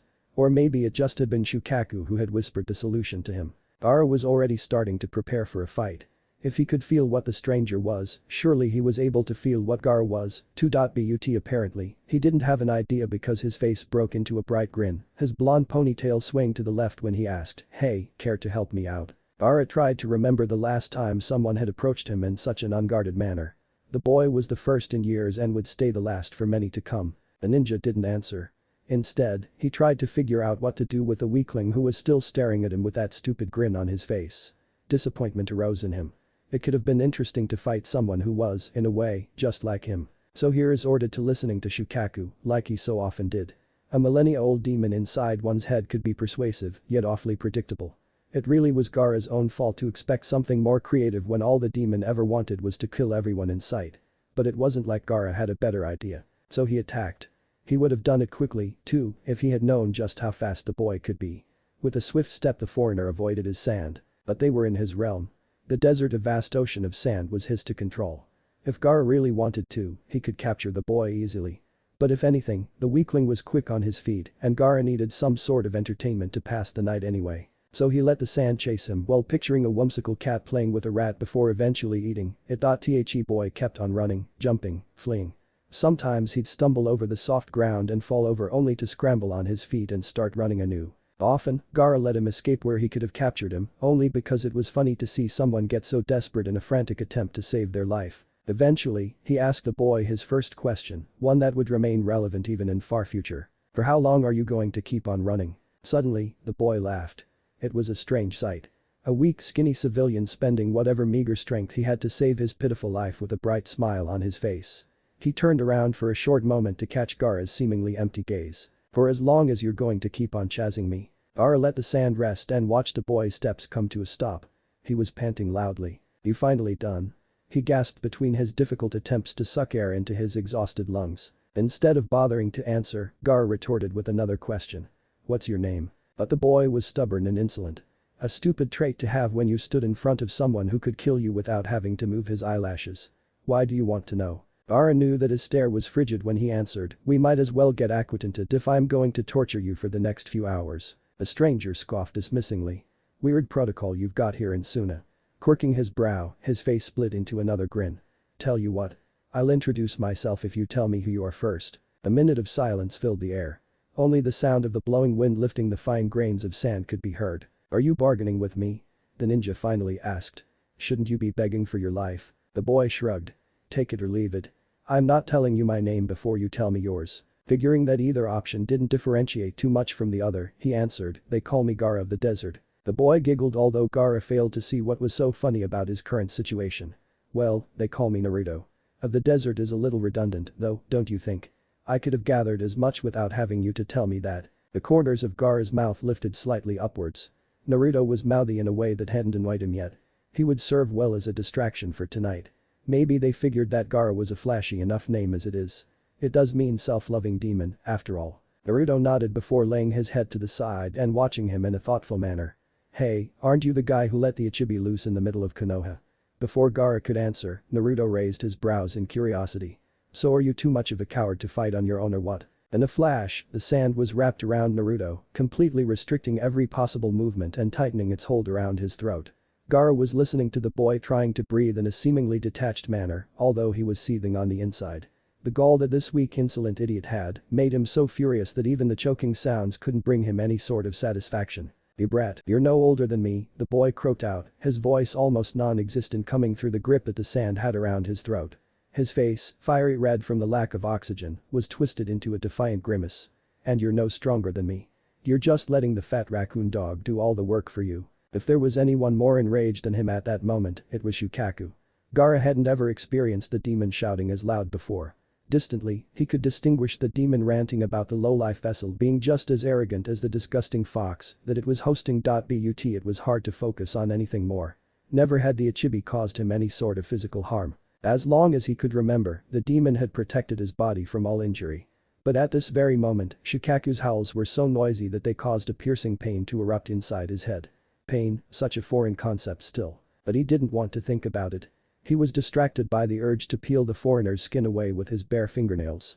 Then he wanted to push his thumbs into those sky-blue eyes and press hard enough for them to turn into mush until it could be mixed with the gray pulp that he would turn the boy's brain into. He didn't want any sand separating his pale skin from Naruto's tan one when he would show him just what Gaara of the desert was capable of. Those blue eyes were still shining, although the boy should have long passed out from the lack of oxygen. The fire in them ignited even further when he whispered, "Come on, do it. You gotta press a little harder than that if you really want to kill me. Do it." Gaara let go of the sand only to appear in front of Naruto, grab the knife that the boy had been hiding in his pockets and stab it into the bony shoulder while holding him up by his throat with his other hand. Naruto bit his lip and refused to make a sound. Gaara would make him scream soon. He would take his sweet time inflicting the worst of pains before growing tired and finally killing him. And this time, he would do it with his bare hands. It was strange to do it this way. The foreign sensation of contact with the skin made him forget his rage for a short moment.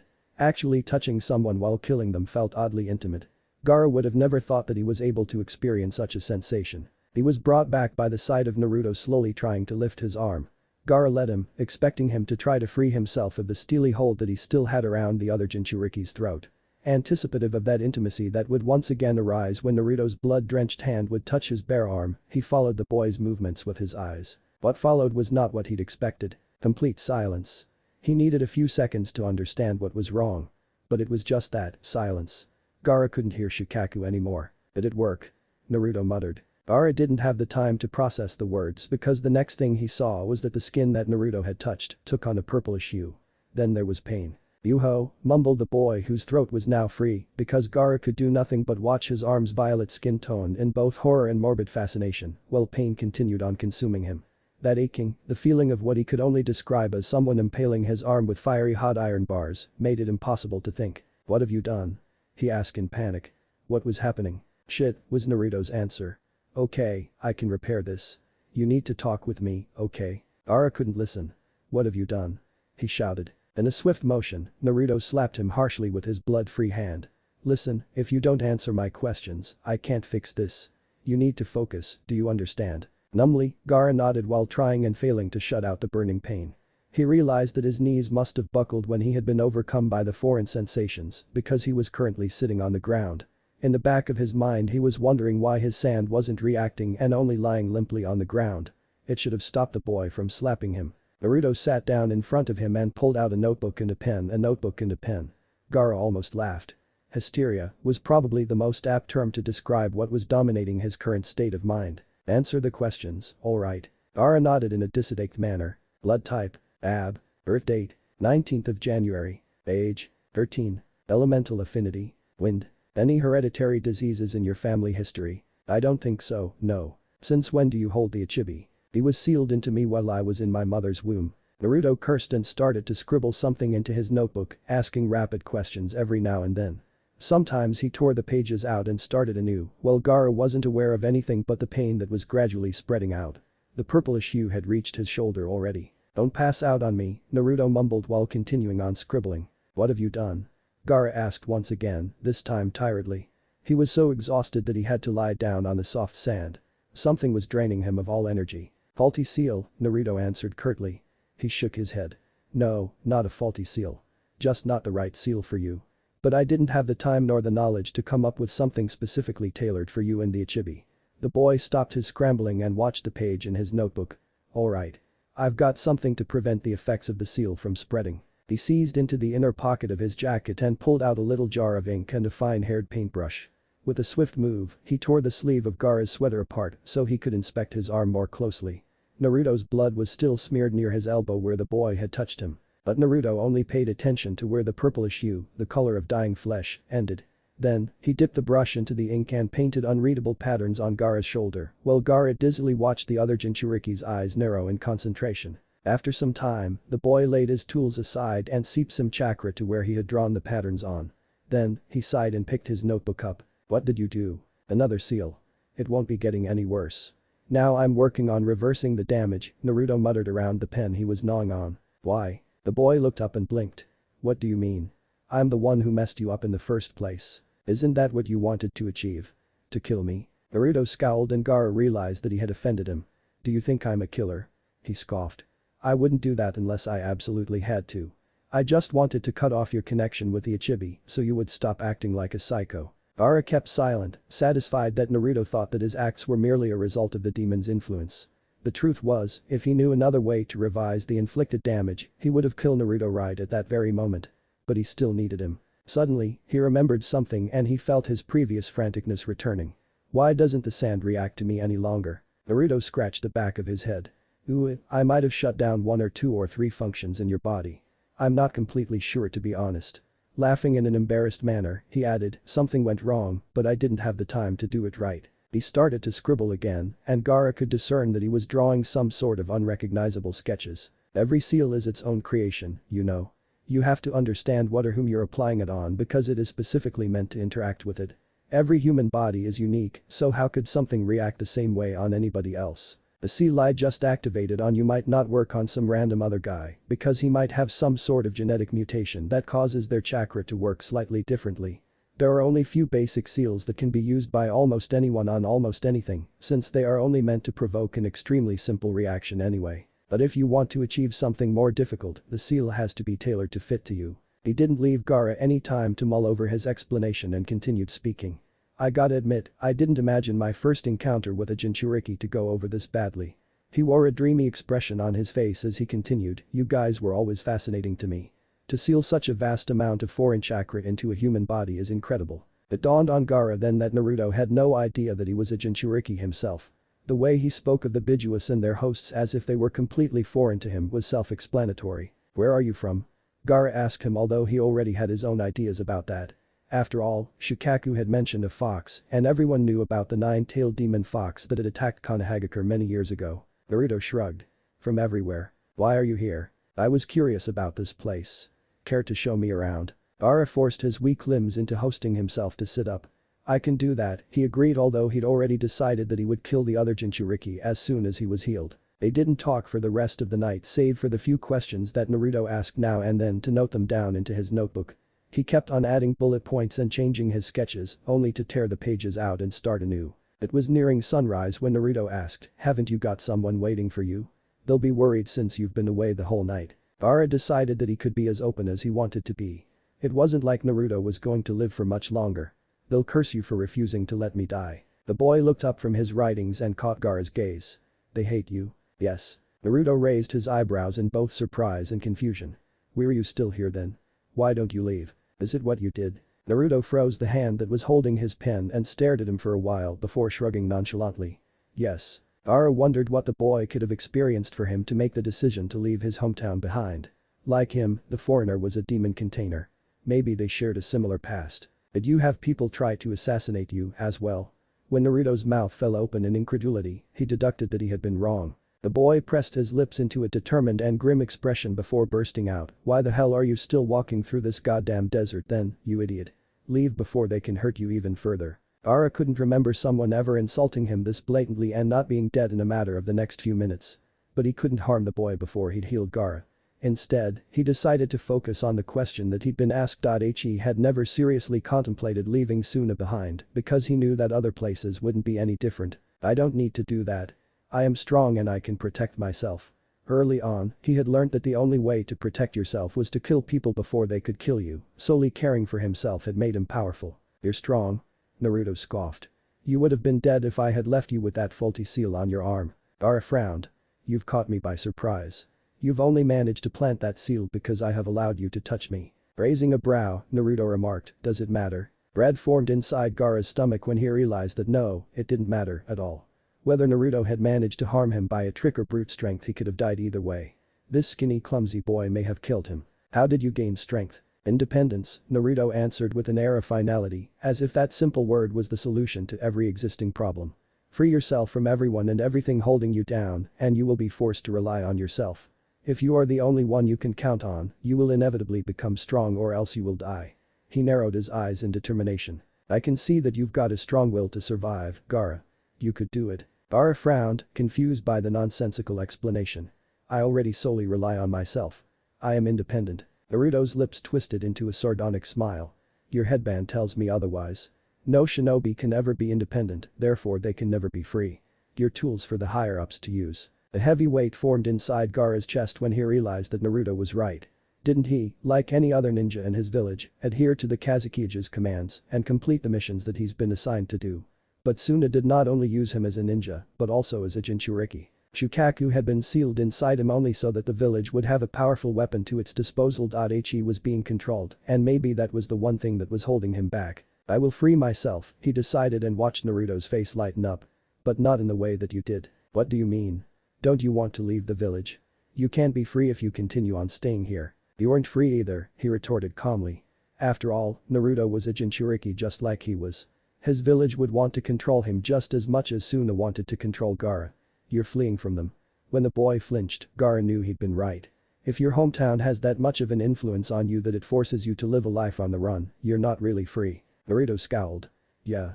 What do you suggest to do then? Become the Kazekage. Finally, Naruto had been stunned into silence. If you're at the top of the food chain, you cannot be controlled. That's actually not that bad of an idea. He straightened up and let his mouth spread into bright smile once again. Gaara wondered whether he remembered that he had attempted to kill him not long ago. You know what? You will become the Kazekage and I will keep on running. Then we'll compare and see which one of us is right. Years later, Gaara became the Kazekage while Naruto kept on running. He hadn't killed Naruto that night like he'd intended to, even after Naruto had reversed the seal and his abilities as well as Shukaku's voice had returned. He thought that he could always do it later, when they eventually found out which one of them had been right. The boy had returned to Suna time and time again, almost always with a bright grin on his face.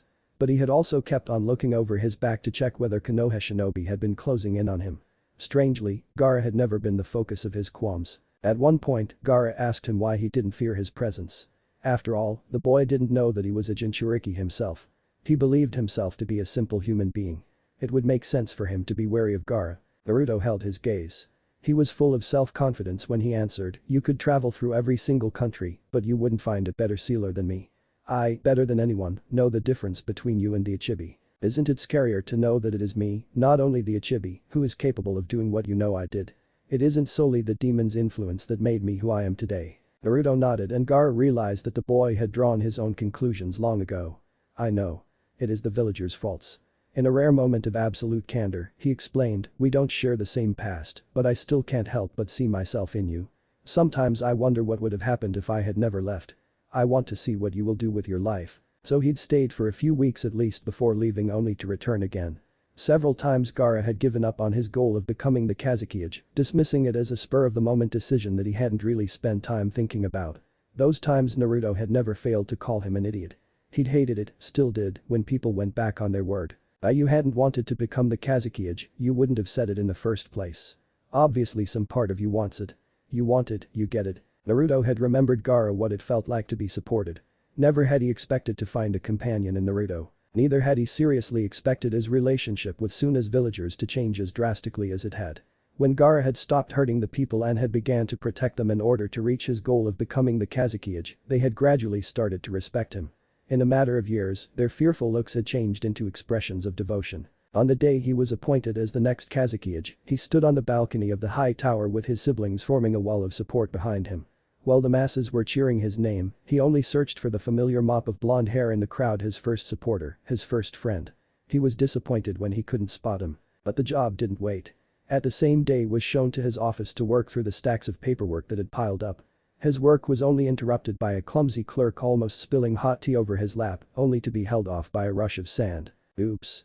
The mirthful blue eyes that looked at him didn't seem sorry at all. "I know you've worked at a tea house before, so don't even pretend that this was an accident," Gaara responded before softening his features into a smile that people rarely got to see, even now. Naruto grinned and set the tray aside. "So now that you've become the wind's hotshot, do you finally know which one of us has been right?" Gaara remembered their little bet, their quest to find out which was the best way to achieve freedom. "Congratulations to your win," he sighed. His village had become important to him. As his people had devoted themselves to him, he had inevitably devoted himself to them. He'd known that he would protect it with his life. Gaara had only chained himself to Suna even further. There was just one person he would put before everything, even his village. Gaara blinked and forced himself to return to the present. While sitting in the comfortable chair in the messy hotel room, he had drifted off. But he had to focus and find out whether his friend was really in danger. If not, he had to calm Naruto down so that he wouldn't make any unwise and rash decisions. If Naruto was, in fact, right, he had to do everything in his power to keep Konoha away from him. "Hey Gaara, you fell asleep or something?" Naruto asked with his head buried in his hands. He was still sitting on the unmade bed with his back formed into a dejected hunch. "You know that I don't sleep." Before Naruto could start discussing over a pointless matter, Gaara returned to his original train of thought. "How old were those people that you've encountered?" "About our age." "Why do you ask?" Gaara didn't respond and returned to his musings. Years ago, Suna had perceived him as a mere weapon, and that was probably the way Konoha looked at Naruto still. Being the Kazekage had taught him that having a Jinchuriki in your weapon arsenal was actually quite a trump card. Having a strong military kept rivaling villages at bay and gave you leverage in the political world. Under no circumstances would Konoha broadcast the fact that their Jinchuriki was not under their control anymore. They had enemies waiting to spot a crack in the Hidden Leaf's defenses. To keep this information from spreading, they had to be secretive, even among their own ranks. Gaara didn't expect young generations to be aware of Naruto's existence. Therefore, the shinobi that his friend had encountered were probably harmless. But Gaara couldn't explain that to Naruto. Although they had known each other for years, Gaara had never told him that his friend was a Jinchuriki. At this point, he was scared that Naruto would resent Gaara for not telling him sooner. Familiar guilt made itself known, resting on his chest like a rock and making it hard to breathe. Even now he couldn't be upfront. At moments like these he asked himself whether he had really changed at all, whether he really wasn't a selfish demon anymore. Keeping the truth from Naruto that the boy deserved to know only because Gaara feared losing his friendship wasn't that selfish. "You okay, Gaara?" When he looked up, he found Naruto staring at him concernedly. Although the boy tended to get wrapped up with his own issues when he thought that he was being tracked down, he never stopped looking out for other people, especially for Gaara. "You're selfless. Unlike me." Naruto raised his brows in both surprise and confusion. "No, I'm not," he negated. "I roam through the countries, unattached, knowing that I'll leave everything and everyone behind whenever the time calls for it. That isn't selfless. But you leave me behind when the time calls for it." Naruto groaned and combed with his fingers through the short strands of his hair. "Why are you getting all sappy on me, Gaara? Did I do something to make you doubt me?" He shook his head vehemently. "Never. Where are you pulling all this bullshit from then? Stop brooding and help me out with this. You gotta know something now that you're the hotshot Kazekage." Gaara smiled and nodded. "Well, have you learned their names? Knowing who they are might help me figure this out." Restlessness returned to Naruto now that they were talking about the Konoha shinobi again. He nervously nibbled at his lip before responding, "Shikamaru Nara was the one who talked to me. I don't know the other ones' identities." "I recognize that name," Gaara mumbled. "You do?" He nodded. "I met him during the Chunin exams." An expression that Gaara couldn't identify emerged on Naruto's face. He seemed absorbed in thought. "You mean those Chunin exams?" "Yes. But I have met him sometimes after that too. The Hokage likes to send him to Suna for diplomatic purposes." "Are you telling me that there's a good chance that I'll see him around here?" Naruto gasped. Abruptly, he stood up and aimlessly started to pace through the room once again. Suddenly, he stopped in his tracks. "I have to get out of here. I have to get back to—" "No," Gaara interrupted. "You're the safest when you're in Suna. Even if Nara has found out that you're someone that Konoha's searching for, there is no chance that you will be encountering him here. I am fully informed which foreign ninja enter and exit my village. Leaving will only increase your risks of being spotted because I have no control over what is happening outside the land of wind." Naruto clenched his fist in frustration. Gaara knew that his friend hated waiting and biding his time.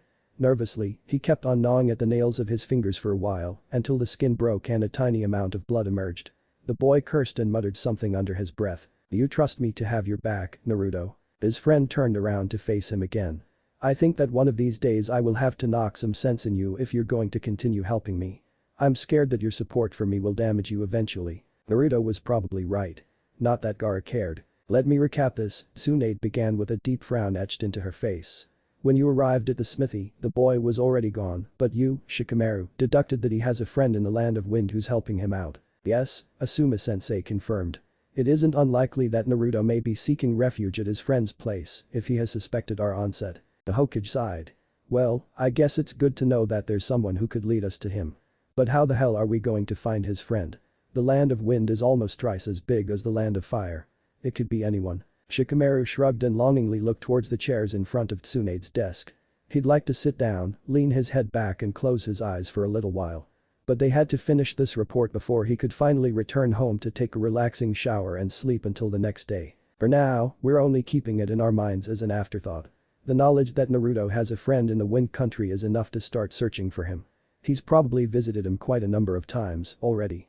During his stay in the smithy, he must have taken the fastest route to reach his destination. Therefore, he must have passed through the land of rain, he explained. "I understand," his father retorted as he scratched his beard, absorbed in thought. Grateful that both their minds worked in the same lanes, Shikamaru let Shikaku elaborate. "Well, the Wind Country is huge, the Rain Country isn't. The border between the two only encompasses a small area.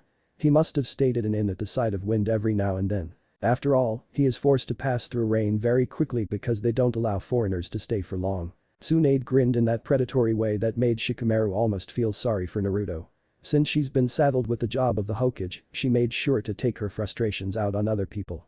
Shikamaru had been told that she'd always been a little rough around the edges, but that it had only grown worse ever since she'd taken on her current position. It seemed like she pretty much hated everyone in the village save for her assistant Shizune. Different rumors existed about why she had accepted the job in the first place when it was obvious that she hated it.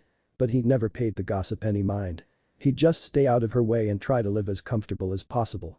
Getting yourself on Tsunade's shida list was only a foolproof way to lead a troublesome life. So if we ask around the inns at the border, we are bound to find someone who's seen him before and may have some further clues about him, she reasoned. Her determined nod, Shikamaru could tell that she's already formed a plan inside her head. We will form a team to interview the inn owners. But first, we have to contact the Kazakage. As much as I'd like to march into Wind without further ado, it'd be best to have his approval for such a big operation so we can prevent facing any resistance there. His father nodded in satisfaction. Shikamaru knew that he must be relieved that she didn't opt for more offensive methods to go about this mission. Tsunade wasn't dumb, far from it, but she was a little too passionate for politics. It often gave Shikaku intense headaches. I agree. We do not need to strain our relationship with Suna even further, the strategist endorsed while the other three ninja remained silent. Not even Kakashi opposed to the plan, even though he undoubtedly wanted to capture Naruto as soon as possible. But the man was a seasoned shinobi and would therefore know how dangerous it'd be to be anything less than careful in the deserts of the Wind Country. Konoha's relationship with Suna was difficult to say the least. It could be worse, Shikamaru figured, considering that they had attacked their home about 4 years ago in the middle of the Chunin exams. Although Suna had been deceived by Orochimaru, it was a miracle that no one had started a war over that affair. But since both villages had lost their cages, they had probably been too wounded to attempt to attack each other. Still, Konoha had been lucky that a third party hadn't used their weakness to assault them at that time. Tsunade's quick installment and her notorious reputation did probably have a lot to do with that. Shikamaru was pulled out of his musings when Kakashi chose to speak up. How much you are planning to tell him? Surely, we can't let the Kazakage know the whole truth about Naruto. The Hokage scoffed. Of course not. We'll say that we're searching for an underage civilian who fled the village. It's the truth and that's all he needs to know. In that moment, Shikamaru was aware that the other people in the room knew something that he didn't. But since he didn't want to get involved with this mess any further than he already was, he resolutely kept his mouth shut. It shouldn't pose a problem, his father assented. After all, we are only planning on recapturing a Leaf citizen. Suna wouldn't be threatened in any way. Good, Tsunade established. This evening I'm going to send a scroll to the Kazakage. We have time to plan this operation until his response arrives. For now, you're dismissed. Relieved, Shikamaru was about to leave the room with the other two men, already looking forward to his soft bed, when the Hokage called, "Not you, Shikamaru. We've got something to talk about." Since he knew that whining wouldn't help, he didn't even attempt to protest and dejectedly turned around for whatever the head of his village had to say. The calming presence of his father reassured him a little. "Sit down," Tsunade ordered. Shikamaru obliged. Although he was glad that he could finally sit, this could only mean that this conversation was going to take some time. "Great. I've decided to install you as a permanent fixture in the project to retrieve Naruto Uzumaki," she stated in a tone that, as usual, bore no room for argument. In the back of his mind, he noted that he finally had a last name to attach to the boy they were searching for. "Are you sure that this is a good idea?" he asked, careful to convey his doubt in a neutral tone. She leaned forward, arms on her desk, and answered, "Yes. You're one of our best strategists, Shikamaru. Like this mission has showed again, you're immensely perceptive, too. And unlike your father, I can actually use you on the field." Shikamaru wasn't sure whether he believed in God. He wouldn't want to be disrespectful in case he did exist. But for the umpteenth time in his life, he cursed whatever talents he's been gifted with at birth. It only brought on bullshit like this. When the Hokage realized that she wouldn't be getting a retort, she continued, "But for you to be able to work at your best, you have to know the whole truth about Naruto Uzumaki." Shikamaru perked up. He'd been intrigued ever since he'd met the other boy, after all. Now that he was too involved to escape this whole affair, there was no point in not satisfying his curiosity. Noticing that she had his undivided attention, Tsunade began her explanation with a question. "How much do you know about the Kyuubi?" Shikamaru shrugged, puzzled by the sudden change of topic. "He's the nine-tailed demon fox that attacked Konoha 16 years ago. When the Yondaime defeated him, he disappeared." Tsunade nodded. "By defeated, we let the people assume that he's been killed. But everyone who knows a basic thing or two about the Bijus is aware that that assumption is essentially a pile of horseshit. The tailed beasts aren't physical in the way that human beings are. They are large masses of chakra. The Namikaze brat was good, but even he couldn't have killed something that cannot be killed." Her explanation made sense. Shikamaru had never really spent time delving into what the tailed beasts were made of. He'd never cared about it. The only time he'd been somewhat confronted with that issue was when Gaara of the desert let his monster loose in the middle of Konoha. But at that time, he'd been so exhausted from his final battle at the Chunin exams, he'd barely managed to do anything. He hadn't been present to Gaara raging through the forest. Suddenly, Shikamaru's eyes widened in understanding. Many of them hadn't known why Gaara had acted like a psychopath, how he'd been able to control the sand, and what the hell he'd pulled when he'd fought Sasuke during the final battles. Only later on, people had started to murmur that he had released the Ichibi, the one-tailed demon, as an attempt to destroy Konoha. The demon had been sealed into his body. The Yondaime hasn't killed the Kyuubi, he's sealed him into a person. Yes, Tsunade confirmed. The fox was sealed into his son's body. Naruto Uzumaki is the container of the Kyuubi. Shikamaru relaxed when he finally understood why everyone was so dead set on finding the boy. You wouldn't want the guy who holds the power of a chakra monster out of your influence, or even worse, controlled by one of your enemies. You have to keep this fact in mind if you want to predict Naruto's next move, Shikaku proceeded. But it hasn't come to our attention that he's ever used the Kyuubi's chakra. In fact, we don't even know whether he's aware that he is the fox's host. The Hokage snorted. Just expect the worst. I know the Kakashi doesn't want to hear it and that's why I send him out, but he poses a serious threat. Haddock is on some weird guilt trip and doesn't want to accept the fact that his sensei's son is very dangerous and obviously not on friendly terms with Konoha. Shikamaru remembered his first meeting with the boy. Back then, he hadn't seemed hostile in any way but you could never know. The only Jinchuriki he's ever encountered was Gaara, who was a mystery in his own regard. He'd started out as a sociopathic lunatic only to turn into a balanced pacifistic leader of his village. Who knew where Naruto fit in between all of that? You've probably guessed it already, but I'm still going to clarify, Tsunade interrupted his thoughts. What I have just told you is a secret. Back in the day, the old man installed a law that you could be executed for talking about it. I haven't changed that and I'm not planning on doing it. Under no circumstances can we allow this information to seep outside the walls of Konoha. Shikamaru nodded, understanding the gravity of her words. Can I ask something? Tsunade raised a brow, prodding him to continue. Why did he leave in the first place? If I understood his motivations, it'd be a lot easier to predict his future actions. The Hokage sighed and softened her features. It was one of the rare times she let sympathy shine through. I wasn't in Konoha at that time, but I can imagine what happened. She shrugged. People are ignorant, especially civilians who don't understand ninja techniques. Jinchuriki are often ostracized because they either get confused with the demon they're hosting or because people fear that the demon might escape any moment. Adding that to the fact that he didn't have any family to support him, he must have led a pretty isolated life. Shikamaru nodded. It was hard to put himself into Naruto's shoes since nothing close had ever happened to him. Tsunade sighed again. Well, that'll be all. I'll call you in later but for now you're dismissed. Shikamaru stood up and walked towards the door. Before exiting, he halted briefly when a thought crossed his mind. I'd suggest installing a couple of people outside the borders of Wind. There's still time before we can start this mission and we cannot afford to lose our advantage in case he tries to leave in the meantime. Nothing major, of course, we don't want to catch Suna's eye before getting the Kazakuge's approval. Just enough people for him to decide to stay in the country. Tsunade smiled. Excellent idea. Shikamaru finally left the building, looking forward to return home when he saw Ino and Choji waving at him. He started walking deliberately slow so that they could catch up. Hey Shikamaru. How's it going? Choji greeted in his usual cheerful manner. Not much. Exhausted. Where were you? Ino asked. You were suddenly gone without any forewarning. He shrugged. Mission. The lack of further information made it clear that he wasn't allowed to elaborate. Choji and, even if he wouldn't admit it openly, Ino, were one of the few people he truly trusted. But as a ninja, you learned that it was best to keep your mouth shut if your cage told you to do so. As fellow shinobi, they both understood and didn't ask for an explanation. Ino grinned. Tsunade's has been working you pretty good recently, hasn't she? Shikamaru groaned. God, yes. I can't seem to catch a break. Right when I think that I'm finally able to relax, she comes up with yet another mission. She shrugged and smirked teasingly in that way that suggested that she had some sort of superior knowledge. Well, people have been talking, you know. Since Shikamaru wasn't interested in the least about the latest village gossip, he ignored her comment. But even Choji, who usually was as clueless as Shikamaru when it came to stuff like that, smiled impishly. It's been said that you're the next to be promoted to Jonin, his friend explained. Shikamaru turned to Ino and fixed her with a cold stare. Was it you who started this rumor? She shrugged. It isn't unreasonable, though, is it? You're being sent on missions more frequently than the rest of us Jonins, and you almost always have to take the lead.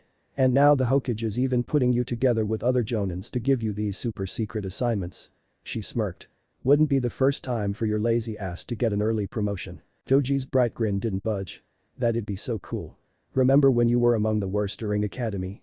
Now you've made Chunin before anyone else in our graduation year and you're probably going to be the first one to make Jonin, too. Shikamaru's mood soured. I hope not. I can barely manage the current workload. The girl laughed. Oh man, Niji's going to be pissed when he finds that out. He frowned. He hadn't even thought about that, but Ino was right. Everyone knew that, if it was about the ability to win a fight through physical proficiency, Niji should have been made Jonin long ago. Although Shikamaru had experienced firsthand that this wasn't all that was considered when promoting someone, he suspected that Niji's lack of leadership qualities wasn't the reason why he was still stuck on Chunin level. The sad, yet hilarious, truth was that Tsunade couldn't stand Niji's guts.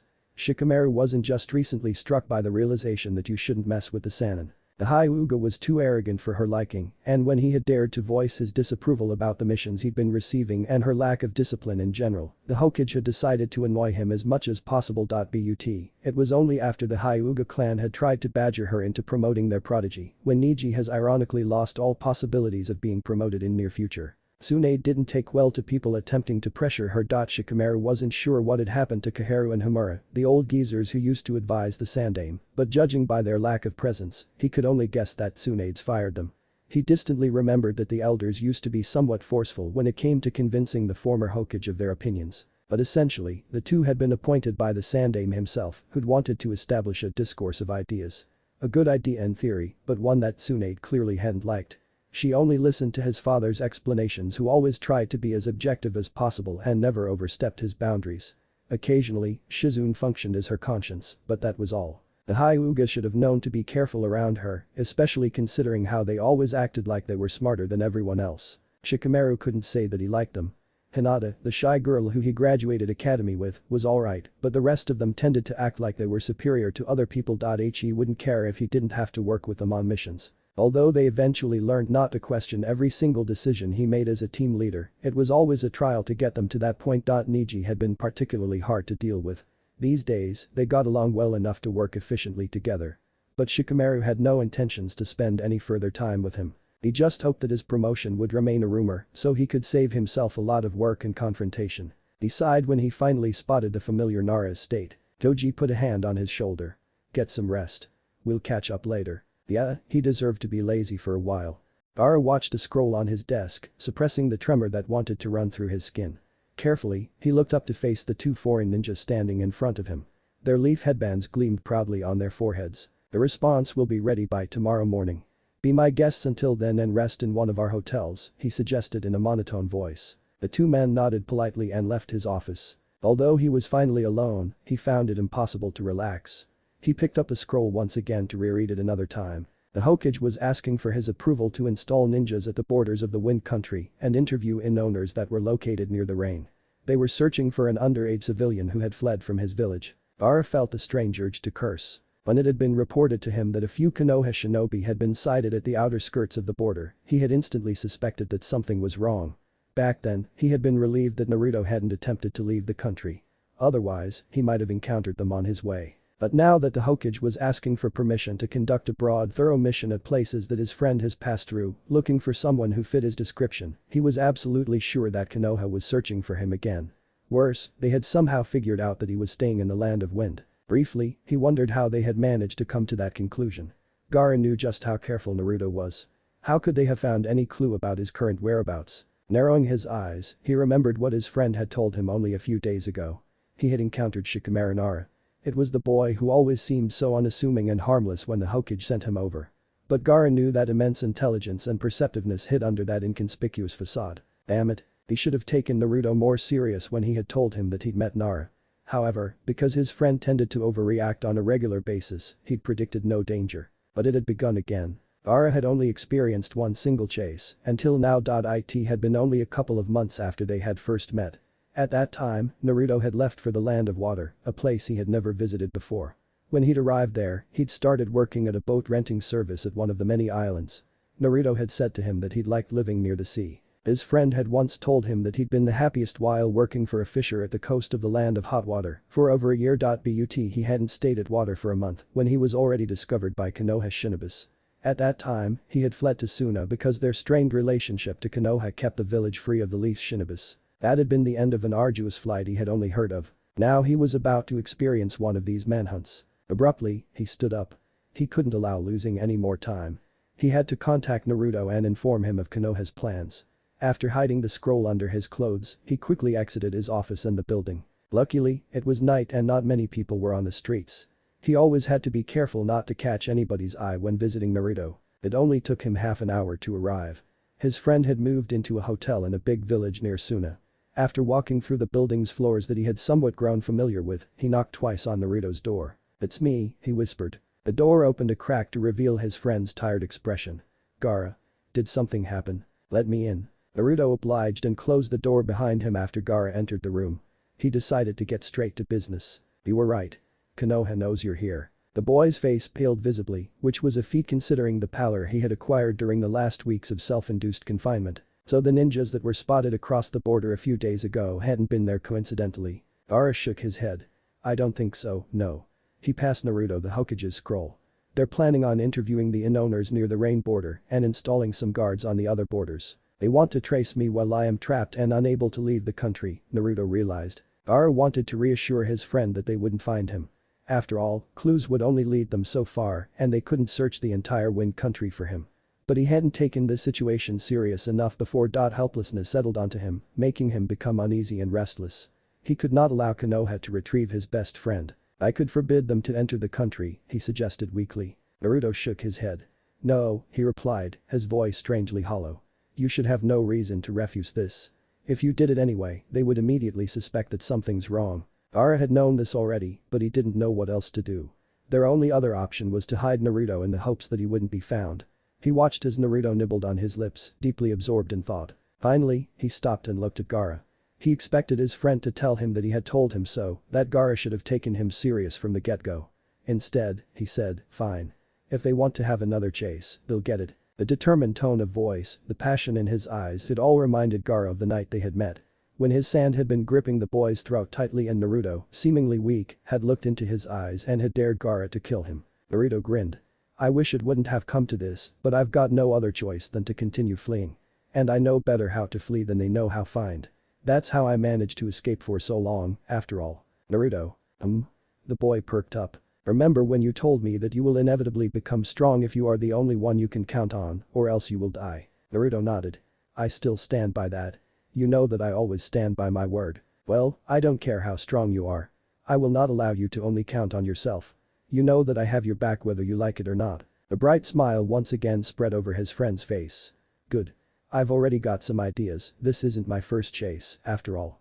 Are you ready for the first step of my genius plan?" Gaara nodded in determination. "First, you have to get me women's clothes and a lot of coffee." It looked like a bird's head, Shikamaru decided, as he kept on watching the large pure clouds pass by. With a sigh, he closed his eyes and savored the moment, one of the rare quiet ones these days. Although he'd hoped that his schedule would clear up once he'd returned from the land of Earth, he'd actually known that life would continue staying busy for a while.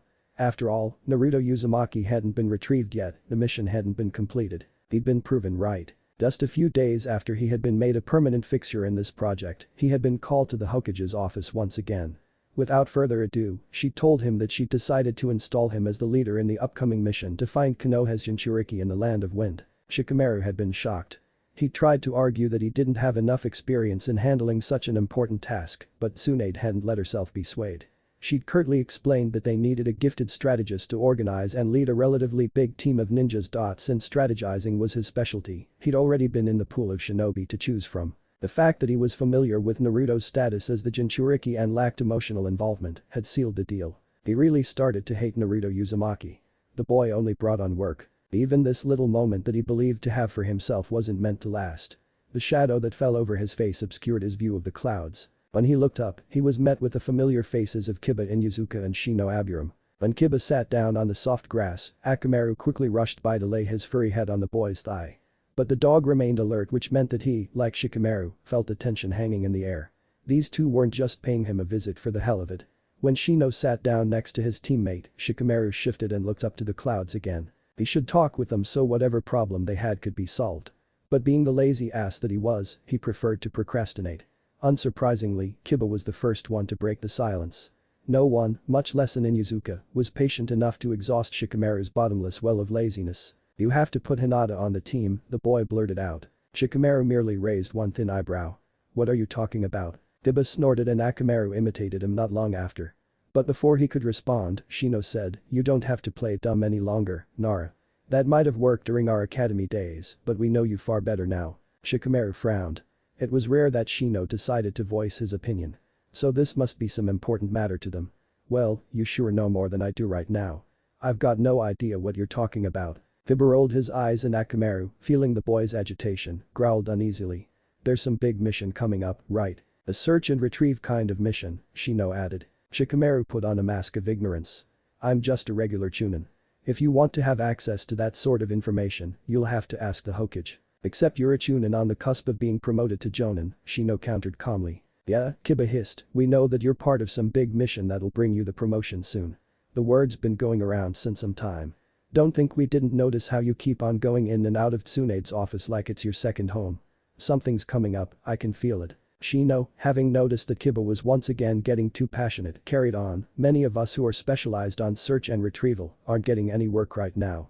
It very much seems like the Hokage is saving us up for a mission that is yet to come. Finally, the much-desired silence caved in and left Shikamaru to his thoughts. Their observations were spot on, not that he was surprised. Although he wasn't very close with either of them, it had always been obvious that Shino was intelligent and Kiba had a good gut instinct. Besides, ninjas were paid to be observant.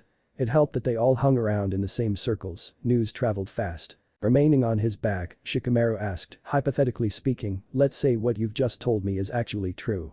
What has Hinata got to do with that? We know that Hinata's number of successfully terminated missions isn't making for a pretty balance sheet, Shino answered. Hey, Kiba interrupted his friend, you don't have to put it like that. Shino shook his head. No. It won't help Hinata in any way if we sugarcoat the situation. His teammate looked like he wanted to object, but he bit on his lower lip and begrudgingly let Shino continue. She just barely scraped by in the Chunin exams. Her success rate isn't working in her favor, either. It seems like the Hokage is losing trust in her abilities as she is getting charged with less and less missions. Because of that, she's under even more pressure from her family, which only serves to diminish the little self-confidence that she has. As a result, her performance suffers even further. If now she was one of the few ninjas who weren't included in a mission that required the traits that she is supposed to specialize in, it will only bust the little sense of self-worth that she possesses. Shikamaru had never heard Shino Abiram talk this much in one go. He must be serious about this. Finally, he brought himself to sit up and to turn towards the two boys. What has that to do with me?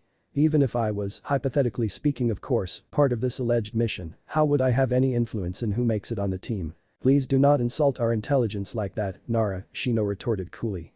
We might not be you, but we're perceptive enough to notice when someone is the Hokage's most frequent visitor. Yeah? Don't take us for a fool. Kiba growled. You've got some sort of influence in what's going on. It only makes sense to put you in this position, since it is your leadership qualities that have to be tested in order for you to be promoted to Jonin, Shino added. Shikamaru rolled his eyes. They were good, he had to give it to them. Let me get this right. You want me to put in a good word for Hinata so she gets to be part of a mission that she is not fit to be part of? Kiba stiffened. That's not true. Hinata has the Byakugan. She's got a natural talent for tracking. So has every other Hyuga. Only can they use their Kekkei Genkai much better than Hinata can. Kiba punched his fist into the earthy ground where it left a slight imprint of his knuckles. Hinata can handle her Byakugan just well.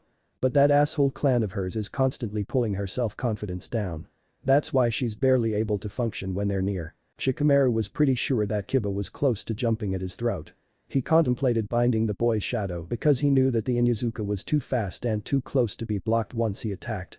But then he would have to deal with Akamaru, Shino and the bugs. Still, he wasn't about to let Hinata be forced on him. No doubt had the girl potential, but that was of no use when she was too reluctant to fulfill it. Did you ever consider that she might just not be ninja material? He asked calmly. Shino interjected only for Shikamaru to cut him off. No Abiram.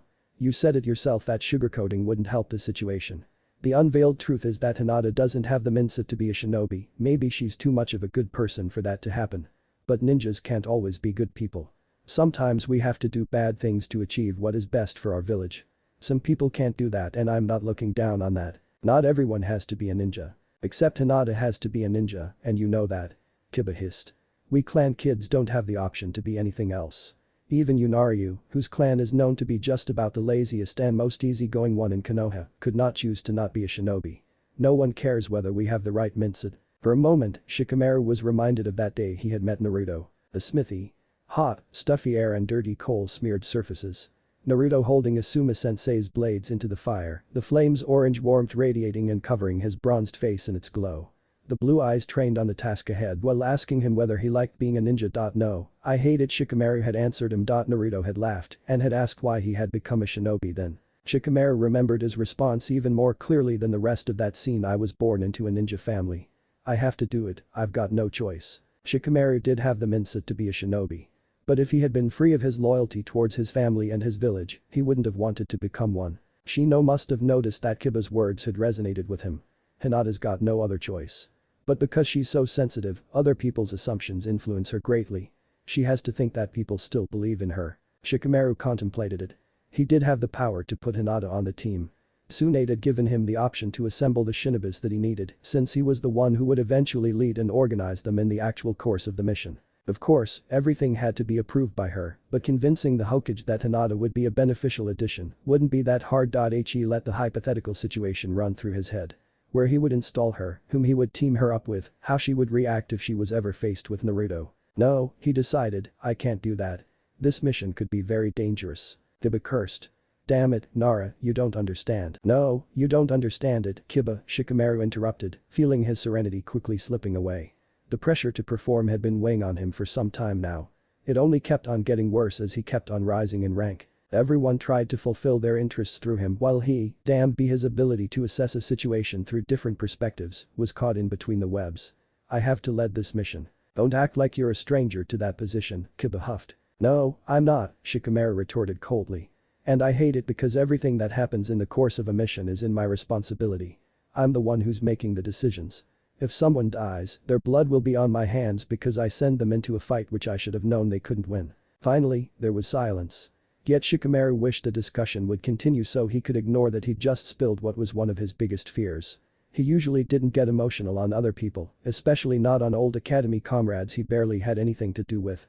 But Shino and Kiba had accidentally hit a few of his insecurities and he hadn't been able to control himself. You're right, Shino finally broke the silence. But Shino, Kiba protested weakly. His teammate shook his head. No, it wasn't fair of us to come to you with these expectations. Maybe that's why you're being considered for Jonin, Nara. You aren't short-sighted like the rest of us. There is only one piece of information that you lack that tampers with your perception. Hinata isn't weak. Kiba nodded determinedly. She could beat my ass up, I swear.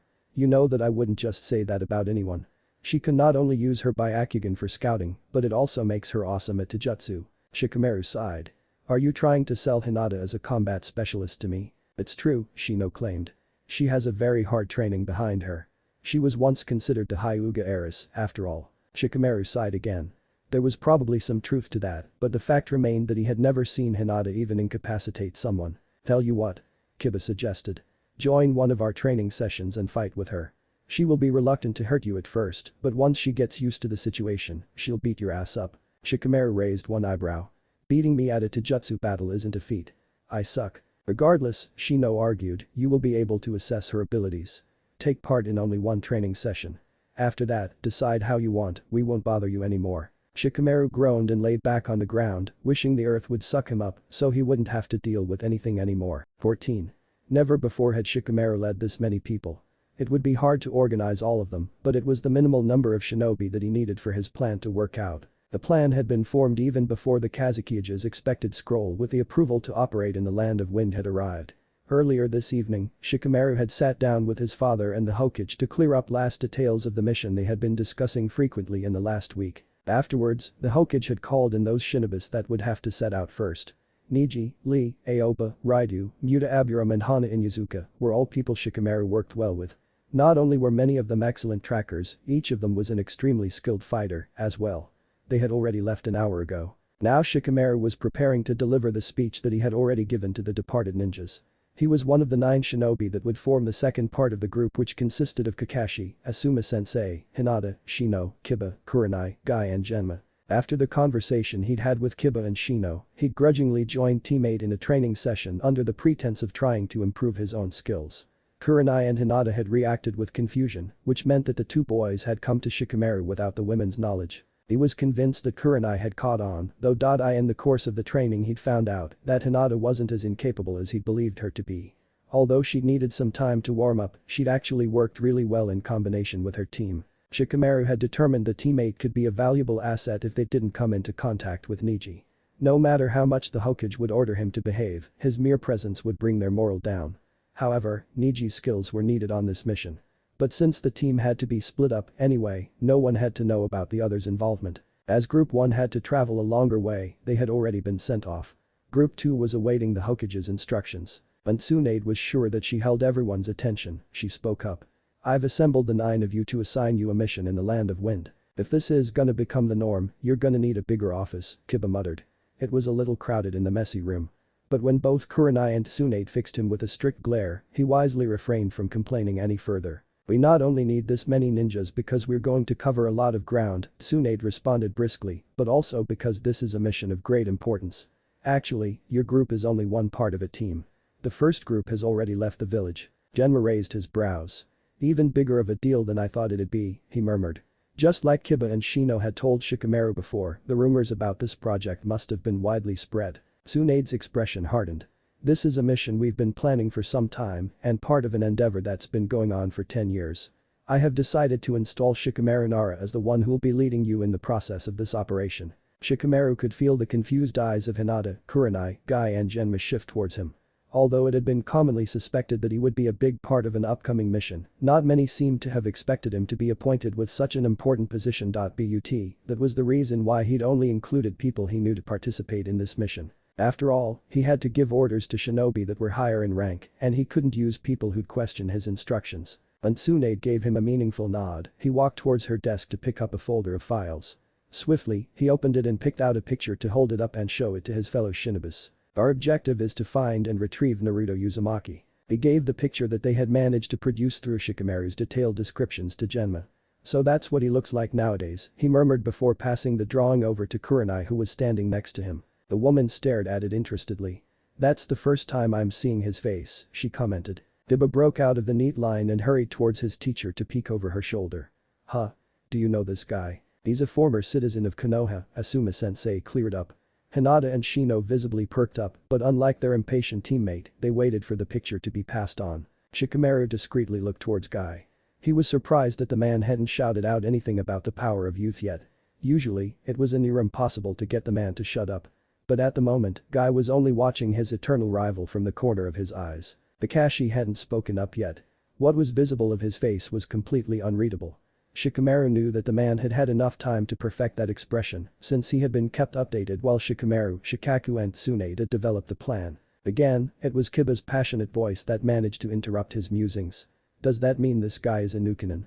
He asked, his face mirroring the disgust that he felt. Behind him, Akamaru started to growl nervously when he sensed the boy's agitation. Shikamaru suppressed the urge to snort. The mention of a Nukenin never failed to drive a loyal shinobi up the wall. No, Tsunade responded. Like I've already told you, we've been searching for this boy for 10 years. He disappeared from Konoha before he even entered the academy. That's why some of you might not be familiar with him. We're confident that he's currently residing in the northeast of the Wind Country, Shikamaru carried on. We're not aware of his exact location. Asuma-sensei, Kakashi and I are going to research on his whereabouts once we arrive at the border between Wind and Rain. That way, we'll not only narrow his location down. Once he realizes that he is being tracked down, he will try to leave Wind. But by that time, we'll be awaiting him at the borders. What? All the borders? Kiba wondered. How big is the other part of the team? We're going to need a lot of people to keep track of that much ground. Shikamaru shook his head. Like I've already told you, our calculations suggest that he's residing in the northeast of Wind. But the directions he could flee towards are almost endless, Shino supported his teammate. I've studied the target's behavior through previous mission reports, Shikamaru countered. I'm confident that he'll try to leave the country as soon as he finds out about our arrival. Each time he's been detected before, he ran off as fast as he could. He seems to be too impatient to wait for the threat to pass. Our presence will make him too antsy to continue staying in Wind. We'll be guarding the fastest routes that led out of the country. He will eventually pass one of them. Shino nodded, seeming to be satisfied with the answer he'd received. Shikamaru turned to Hinata who started to stutter nervously when people's attention focused on her. What is it, Hinata? Don't be afraid to ask any questions. They're testament of your will to improve and speak volumes about your flames of youth. Guy exclaimed passionately. It was the usual Guy talk, but it had caught them off guard since the man had been silent until now. All that yelling only served to intimidate Hinata even further, but she eventually managed to get her question out. How strong is our target? Since we're not only tracking specialists, I figured she trailed off. Shikamaru nodded. Good question. We don't have any detailed knowledge of Uzumaki's abilities. Which was half of the truth. While they knew that Naruto was the Jinchuriki of the Kyuubi, they had no idea whether he was trained in any form of combat. But most of the people who were involved in this mission were old enough to be aware of Naruto's special status. However, we have to be prepared for the worst case scenario. Do not underestimate him, but keep in mind that it isn't our goal to kill him. We have to return him to Konoha without any lasting injuries. No worries. Guy shouted ardently, the boy is still Lee's citizen, after all.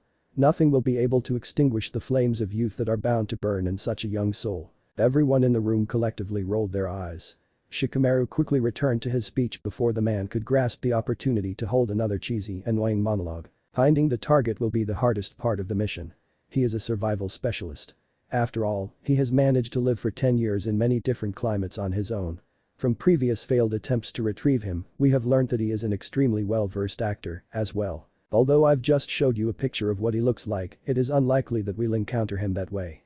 He is a master of disguise, and once he finds out that we're closing in on him, he will refrain from showing his face. You don't have to be a Jinjutsu specialist to see through a henge, though, Kurenai argued. You don't, Shikamaru confirmed. And there aren't any reports of him ever using a henge before. He's using real physical forms of disguise. Costumes, wigs, makeup. That doesn't matter, Kiba boasted. All we need is his smell, right Akamaru? The dog barked and wagged its tail. We do have his smell, right? His companion asked. Yes, Shikamaru responded. We have managed to gather some of his belongings that he left behind over the course of the years. Since our last trail is little over a month old, we even have a fresh scent. Kiba grinned in satisfaction. Anyway, keep in mind that Uzumaki is extremely cunning and well experienced in evading Konoha's ninjas. Any further questions? But no one answered, Shikamaru turned to the Hokage who had watched the ordeal in silence. She nodded. You are scheduled to leave in 30 minutes for the 8th attempt to retrieve Naruto Uzumaki. The kid's been playing with us for too long. She pulled out a bottle of sake that had been hidden between a couple of folders and filled her glass until the liquor threatened to spill over. Her tone was bitter when she said, Brat's gonna learn that Konoha's far too clingy to allow any of her people to leave her. Hinata's eyes were trained on the flames burning in the center of the loose circle they were sitting in. Shikamaru had told them to use the time to sleep because they wouldn't be getting another opportunity to rest soon. But no matter how hard she tried to ease herself into unconsciousness, it didn't work. It was frustrating because she could feel just how tired she was. After all, they had been running the whole day long. But she was too anxious to relax. The constant reminder that she couldn't allow herself to fail this time wouldn't leave her alone. This was an important mission, a project that's been going on for 10 years. Even if the Hokage hadn't told them of its significance, she could have guessed it by all the people who were involved in it. Kurenai-sensei, Guy, Asuma, Genma and Kakashi were all Jonin. Who knew what the other part of their team consisted of? Shino, she called, her voice low. Who do you think is on the other group? Although the majority of her teammates' expressions was hidden behind his clothes and sunglasses, Hinata knew that he was frowning. After spending so much time with him and Kiba, there was something almost instinctual about reading them. Since it's our objective to find and retrieve, it would make sense for them to consist of shinobi who are skilled at scouting, he replied in his monotone voice. Kiba, apparently having listened to their conversation, turned to Shikamaru who was sitting crouched over a map. Hinata could see the brooding lines spread over his forehead. He looked exhausted. Hey Shikamaru, you know who's on the other group, right? The boy didn't even bother lifting his head. Go to sleep, he grumbled. Kiba didn't press the issue, maybe because Shikamaru didn't seem to be in a mood to bicker. Hinata returned to her own musings. The target, Naruto Uzumaki, had looked like he was about their age, and he had left Konoha before he even had the chance to enter academy. Although she wondered why her village was so dead set on finding him, she didn't dare to voice her thoughts. She wasn't in any place to question orders. Still, it didn't prevent her from wondering.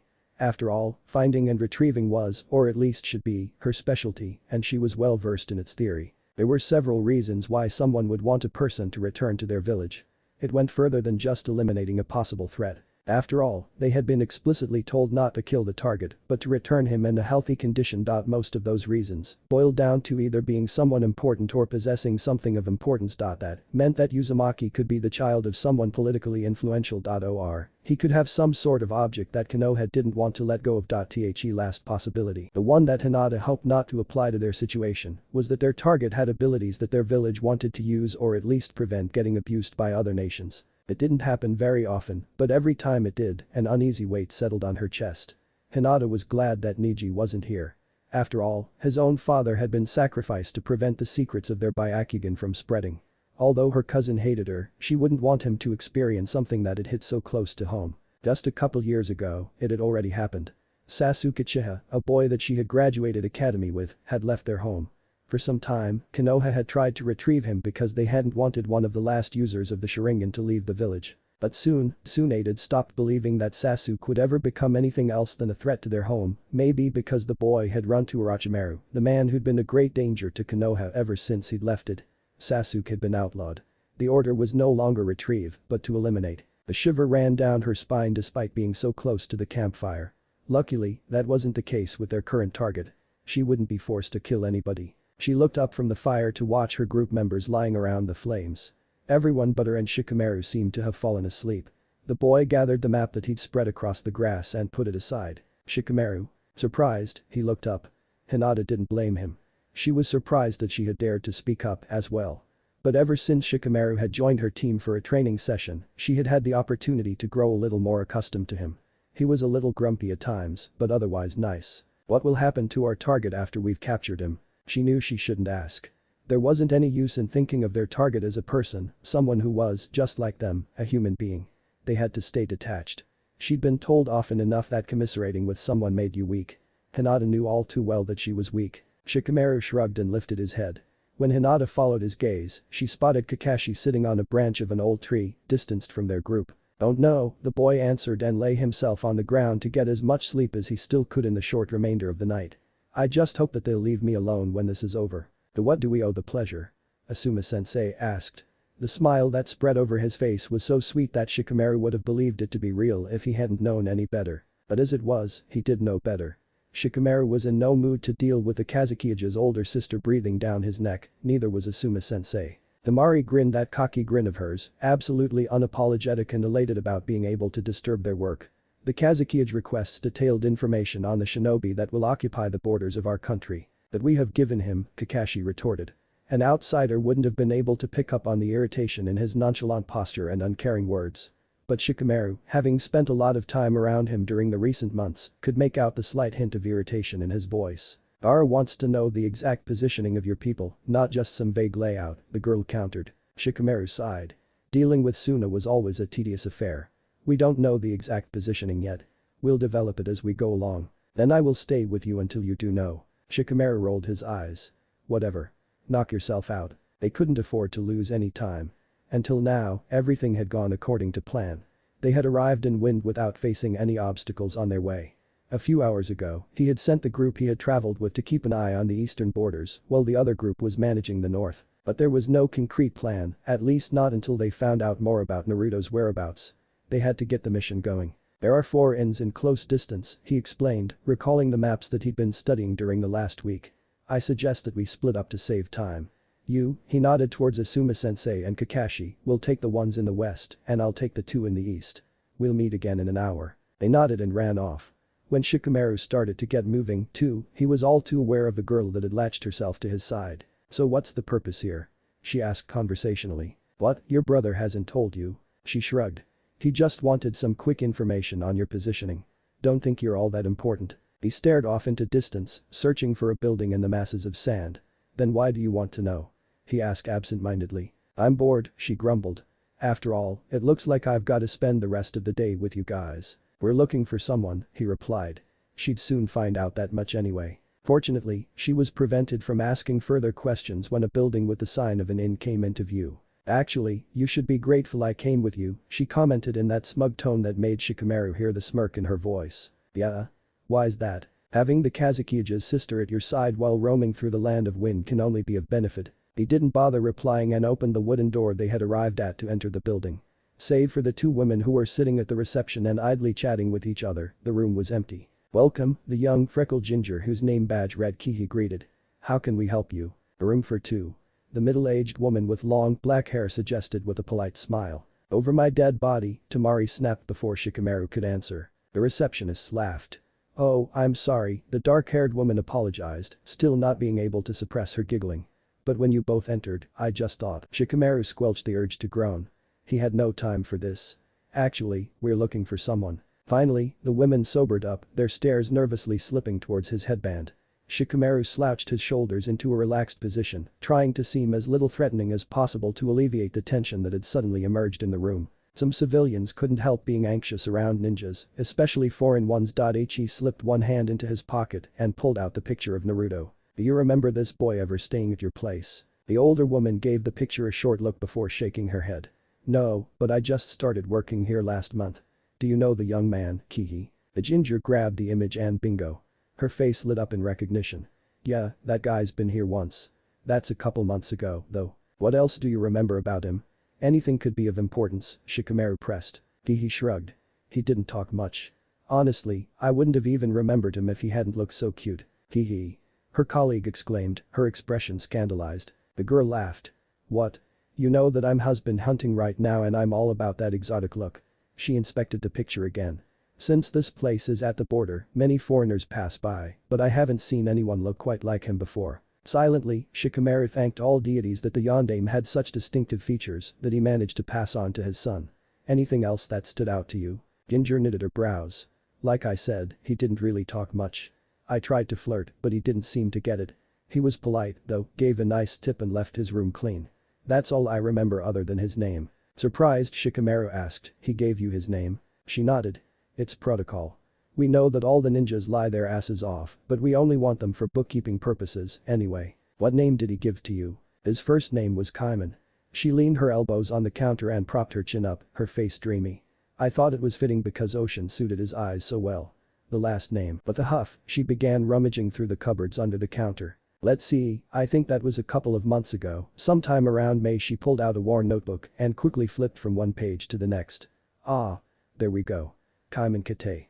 Stayed one night, just like I remember. Shikamaru looked at the name that her finger was pointing towards and nodded. Thank you. You were a great help. When they exited the building, Tamari raised her brows in a skeptical manner. So what now? Can you finally give me the layout? We're not nearly done, he answered dryly and began heading towards the next inn that wasn't too far from here. You know that you were lucky this time, right? The girl challenged. Not every place will have a flirty receptionist to remember that one guy who happened to stay at their inn for a night. He shrugged. I know that much myself. But getting lucky once might be enough. Tamari wasn't wrong. In the next inn they visited, none of the workers recognized Naruto. Shikamaru still made sure to take their guestbook with him. When they were finished up, he steered towards their meeting point where Kakashi and Asuma-sensei were already waiting for them. Any clues? His teacher asked. There was nothing at the places we interviewed. Shikamaru nodded. He's been spotted at one of our places. He stayed one night and used the name Kaiman Kate to check in. The two men visibly perked up. So after passing the border, he moved to the east. Looks like it. We're going to continue our search in that direction. Make sure to collect the guestbooks that the inn's owners have to maintain. They dispersed and continued their search in two separate groups. When the sun was no longer at its zenith, Shikamaru and Tamari fled to the shadows that a big rock offered. He was leaning against a hard, warm stone and staring at the various guestbooks that they had collected over the course of the day. During the last few hours, they hadn't hit another jackpot like they did at their first interview, but they hadn't come out completely empty-handed either. One worker whom Kakashi and Asuma-sensei had questioned had recognized Naruto's face. Shikamaru spread his map out and signed the places their target had been spotted at. Until now, it seemed like he'd continuously moved towards the south, never straying too far into the west. That meant that he'd try to get out through the eastern side of the country. Good, he wouldn't have wanted to run all the way towards the opposite end of the land of wind. Where are the other guys? Tamari asked, creating a faint breeze with a little fan to cool herself off. Shikamaru wished he could find a way to alleviate the heat too, or better yet, take a nap at some place where the sun didn't shine. He was exhausted, but he still had work to do. Still interviewing. She groaned. When are you gonna be done? I want to return to Suna. Shikamaru didn't break his gaze from the name in the guestbook he'd spotted. Not much longer. I almost have him. What? She leaned over from where she was sitting next to him to look over his shoulder. You found something out? He shrugged and pointed towards the line in the book. A small mistake from him is all that we needed. The grin spread over her face when she read the words. Kaiman Kate. He's used the same name twice. Not long after, her expressions crumpled into a frown. How'd you manage to find that so quickly? There are so many names in there. But there's only a certain time frame that we need to check. Then you take out everyone who stayed for longer than just one night and the number you have to go through is manageable, he explained. Tamari picked up her fan that she'd dropped in excitement. I get it, because he's only passing through. He's bound to break that pattern, though. Exactly. When the one-night trail stops, we'll know that he's arrived. He looked up to check the position of the sun. They had enough time until it had begun to set. The others should be here soon. Temari squinted. You're right, she grumbled and rolled her eyes, of course. Shikamaru turned around to spot Kakashi and Asuma-sensei's fast-moving figures. Even from this distance, he could distinguish the cigarette in between his teacher's lips and wondered how the man could stand smoking in this absurd heat. But when the two men arrived at their meeting point, they painted a picture of textbook ninja stoicism, adaptable to any kind of environment. So? You found something? Temari demanded eagerly. Kakashi nodded and turned towards Shikamaru to meet his gaze. We went through all the places you've assigned us to, but he's only ever been sighted in one town that's an hour away from Suna. He crouched down and pointed at the map, his finger trained on a village north of Suna. Nothing else. Shikamaru checked. When the two men shook their heads, he picked his pen up to scribble another cross on that point and use it as the center of a circle that would roughly translate into a radius of 100 kilometers in real life. He's somewhere in this area. He couldn't have traveled any further than that if we consider that he was able to return to the smithy in a matter of only 2 weeks. Asuma-sensei sighed in satisfaction and cracked his neck. Finally, he sighed. That's right around the area of Suna, Temari pointed out, her face twisted into a deep frown.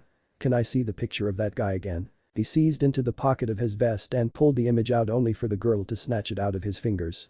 Her skin was marred by lines of innermost concentration when she murmured, I think might have seen him, I'm not sure. And Suna? He questioned. Maybe. She shrugged and reached the picture out, but when he grasped it, Temari didn't let go. Instead, she held his stare. Blondie over there isn't a danger to Suna, is he? Not that we know of, he answered, not entirely sure whether he was telling the truth. She loosened her grip and he put the image back into its original place. Temari inspected him for a few seconds longer before she finally broke her gaze. So are we finally finished here, or what? I still have to report your exact positioning. I'm sure Gar is getting impatient. We're finished, Shikamaru confirmed and motioned Kakashi and Asuma-sensei to sit down next to them so he could explain the further steps of their plan. We're predicting that the target will try to leave the land of wind in the fastest way possible. Considering his current position, that leaves us with 4 possible escape routes. He quickly drew 4 crosses on his map and continued, those routes lead to the borders of birds, rain, rivers, and to the port at the southeastern end of wind. Asuma-sensei exhaled a breath of smoke with a sigh. Not a small area. It's okay, Shikamaru reassured him, because we'll focus on the port and on the border to birds. It's unlikely that he'll choose to escape through rain or rivers since they're located right next to the land of fire. But once he got to the sea or to birds, we'd have a hard time tracking him down. We will still leave some people at rain or rivers, though, right? Kakashi checked. The team leader nodded. Of course. Once he arrives at birds, he may continue towards Earth since he knows that we are on bad terms with Iwa, the man mused. That's very likely, Asuma-sensei confirmed. And something he would totally do. Then I want to keep track of the border to birds, Kakashi demanded. Alright, Shikamaru agreed. His plans had already relied on the fact that Kakashi would want to be in charge of an area where Naruto was most likely to pass by. Then you will meet up with the second part of the group that's waiting between birds and rain. Take Niji, Lee and Raidu with you to keep track of your area and tell the other 3 to watch over rain. Got it? Shikamaru turned to his teacher. We are going to return to the group that we came to wind with. Shino, Kurenai and Genma will watch over River's border while you, me, Hinata, Kiba and Guy focus on the port. When Asuma-sensei nodded in understanding, he finally turned to the only girl among them.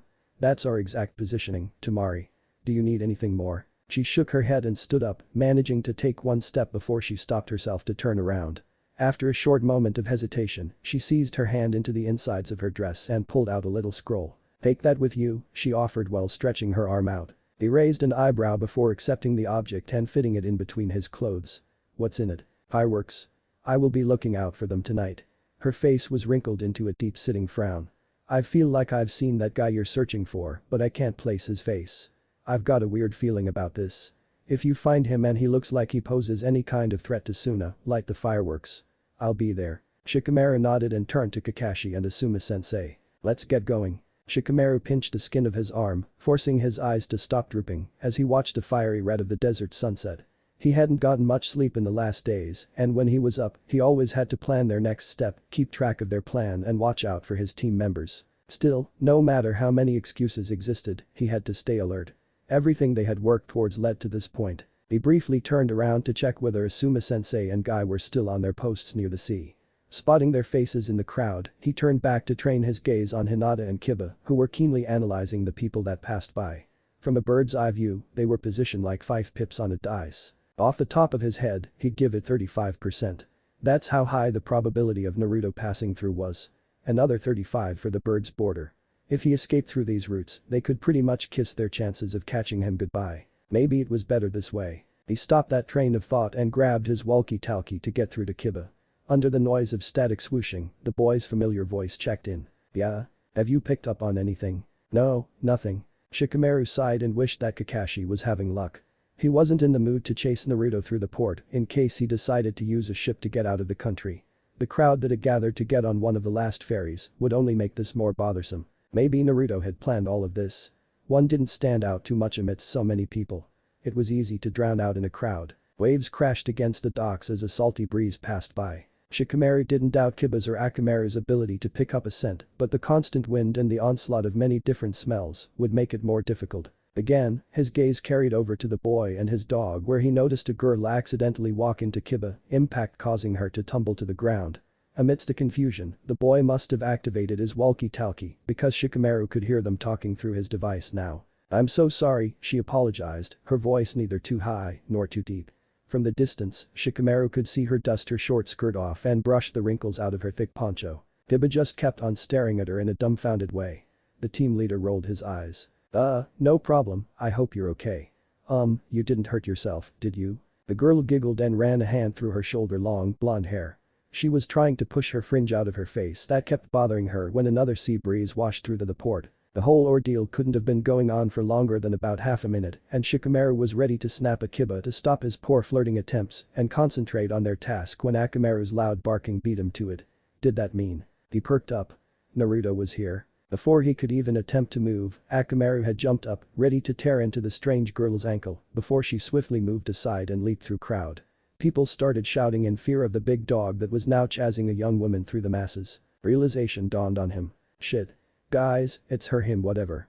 That girl over there's our target, she smells like him. In a flash, Kiba and the rest of their group who'd witnessed the whole ordeal through their devices as well, left their positions to search for the girl with the blonde hair. Only Shikamaru was rooted to his place. Something didn't add up and he'd never been one to ignore inconsistencies. If that had been Naruto, why had he just openly walked into a Konoha ninja, someone he'd be trying his best to avoid? And why hadn't Kiba smelled him before he'd stood right in front of him? Uneasily, he skimmed over his surroundings. Activating his walkie-talkie, he ordered, "Everyone, return to your original positions." "What?" Guy exclaimed loud enough to hurt his ears. "Are you sure?" Asuma-sensei checked. "Yes, trust me with this. Everyone come back immediately." "What about this youthful girl, I mean, Naruto?" "Let him go," Shikamaru interrupted him. "I'll explain it to you later." In less than a minute, Guy and Asuma-sensei had returned to their posts while Shikamaru nervously searched the agitated crowd for the two missing members of their group. He activated his walkie-talkie, barely able to hear his own voice through the noise of the anxious people rushing by. "Shikamaru?" Kiba asked through the unusually loud static. He had a hard time making out the boy's words. "Where are you?" he demanded. "And where's Hinata?" She went after the target and dropped her walkie-talkie when someone ran into her. "I think she didn't hear you calling us back. I'm looking for her, but all these people getting in my way are slowing me down." The team leader cursed. "Is Akamaru with you?" "Yes." "Send him back. Return as soon as you've found Hinata." Kiba ended their conversation with an alright. Where some might have lost him already, Hinata's milky eyes were still keenly trained on Naruto Uzumaki's fast-moving form and she was sure that the girl she was following was Naruto Uzumaki. Kiba had never been wrong before. She frowned. Why hadn't Kiba noticed him until he'd walked into him? Maybe he'd been distracted, but even Akamaru hadn't picked up on the scent until their target stood right in front of him. No, she had to figure that out later. She couldn't allow herself to mess this up again. With practiced moves she hurried through the masses, her eyes never leaving her target. Whatever had made him immune to Kiba's sense of smell, it didn't apply to Hinata's eyes. The Byakugan made it easy to keep track of him. His body was like a beacon in between the people, his insides glowing brightly from all the unused chakra that was burning inside his coils. It made her nervous to watch such a magnitude of energy, ready to overflow and explode. Hinata had seen countless chakra pathways before, and this boy's body was far from normal. Confused, she squinted, trying to make out whether she was missing something. No. He wasn't even using his energy efficiently. While his chakra had vaguely collected itself at the lower half of his body, it wasn't centered around the exact points that would propel him to move faster. Distracted by her own concerns, she only realized that she'd lost focus when she stumbled over her own feet and crashed into the dry, earthy ground. A whimper escaped through her throat as she made herself stand up and look out for the person she'd been following. Relief and anxiety filled her simultaneously when her eyes spotted the brightly shining figure in far distance but still in reach. She almost wished that he'd escaped. Hinata didn't want to confront him. Before her doubts could fester and prevent her from moving like they so often did, she forced herself to pick up the chase. The others would probably join her soon, she only had to keep an eye on him. But Naruto Uzumaki had stamina that she couldn't keep up with. She could feel her breathing become shallow, her lungs ache. However, as if the universe for once wanted to reach its hand out to her, they eventually reached the end of land. There, in distance, was a cliff that mercilessly separated them from the sea. The running figure came to a halt when there was nowhere else to flee to. There was only water and the way that would lead back to Hinata. As she watched him turn around, her second thoughts resurfaced. That much chakra, could she keep up with that? He'd probably beat her into the ground with breaking a sweat and, again, she'd messed the whole mission up, such an important one, too. Her legs gradually slowed their pace until they eventually stood still. Where were the others, anyway? Hesitantly, she dared to turn around, but there was no one. She had long escaped the crowd that had wanted to reach the ships at the port. Neither Kiba nor Shikamaru, Guy or Asuma were standing behind her. Anxiously, she patted her jacket in search for her walkie-talkie down. Her breath hitched. It couldn't be. She had put it in her pocket not long ago, she was sure. But looking through her clothes, she realized that she must have lost it somewhere along the way, there was no other explanation. Not knowing what else to do, she looked ahead. There stood Naruto Uzumaki gazing her self-confidently in the eyes. The blonde hair was swaying in the wind, and Hinata was reminded of how well he had carried himself as a woman. The way he was watching her, was it false bravado, or the self-assurance of a fighter who knew what he was capable of? Hinata didn't want to do this. She wished the earth would swallow her up and keep her inside, so she could remain safe from this dubious situation. But she had to act. She feared her father's reaction if she returned home without having done everything in her power to bring this mission to success. After taking a shaky breath, she compelled her legs to make one step after another, while willing her Byakugan to reactivate. His chakra was just the way it was before, just as huge, uncontrollable and volatile. However, like before, he wasn't using it in a way that would suggest he was a ninja preparing for confrontation. His body, however, moved into a clear fighting stance that she couldn't recognize. Finally decided to come my way. He mocked. Hinata was too focused on his voice to answer his question. It wasn't overly deep, but it didn't reach the feminine high it did when speaking with Kiba. Her voice, she murmured so lowly that she was surprised he even caught it. He shrugged, a whimsical smile spreading over his face. Takes a lot of practice. Hinata shook her head, trying to disperse her distracting observations. This was ridiculous. She had to bring their target down, now. There was no time for niceties and conversation. Although she didn't know where the others were, she couldn't afford to wait for them. Clumsily, her feet pressed off the ground as she ran towards the cliff. Tension returned to his limbs as he took on defensive stance before changing his mind in the last moment to sidestep her. She willed her chakra to run through her arms and continued on attacking him, but he avoided her hits before eventually fleeing out of her immediate reach. Gritting her teeth, she followed him, trying to get one hit to land. One hit may be all she'd need. If she could disable one pressure point, he'd have much more difficulty fleeing from her. But it seemed like he had decided to keep her in safe distance as he continuously kept on backing off towards the edge of the cliff. She felt her breathing become more labored as she resumed on firing one hit after another, just one hit, only one hit. Hinata. Finally. Kiba. She answered, dizzy with relief to hear her teammate's familiar voice from behind her. She was unfocused for 1 second, a single second, but that was enough time for her to overlook that they had reached the end of the cliff. She only noticed what was going on when she was already falling. Everything happened so fast, but the fall itself felt slow. It must have been her imagination because she couldn't muster up the speed to hold onto something to keep herself up. Hinata knew she would drop, her body would be captured by merciless gravity before crashing into the harsh ocean when the fast fall came to a sudden stop. She was breathing heavily, the beating of her heart so rough that it hurt her chest. Turning her head downwards, she saw the sea's angry waves crashing against hard, sharp-edged rocks below.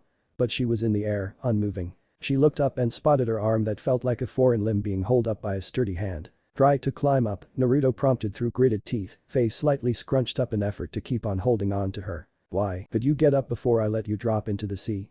Naruto interrupted, his mouth twisted into an irritated frown. If you keep on hanging there, I'll let go. Her breath hitched, but not soon after, she recollected her thoughts and brushed her feet against the rock of the cliff to look for something to support her legs. Having found a protruding area, she tested it before leaning her weight on it and heaving herself upwards with the help of Naruto's arm. She was on her knees, trying to understand what had just happened when Kiba arrived by her side. Hinata. He called, his hands landing on her shoulder and running over her back as if to check whether she was really there. You okay? After a moment of hesitance, she nodded and met her friend's eyes. "I'm fine," she answered a little breathlessly. He relaxed and turned towards Naruto, who was standing at the edge of the cliff while watching her with a mildly concerned expression. "Thank you," Kiba sighed, his eyes shining with honest gratitude as he stood up.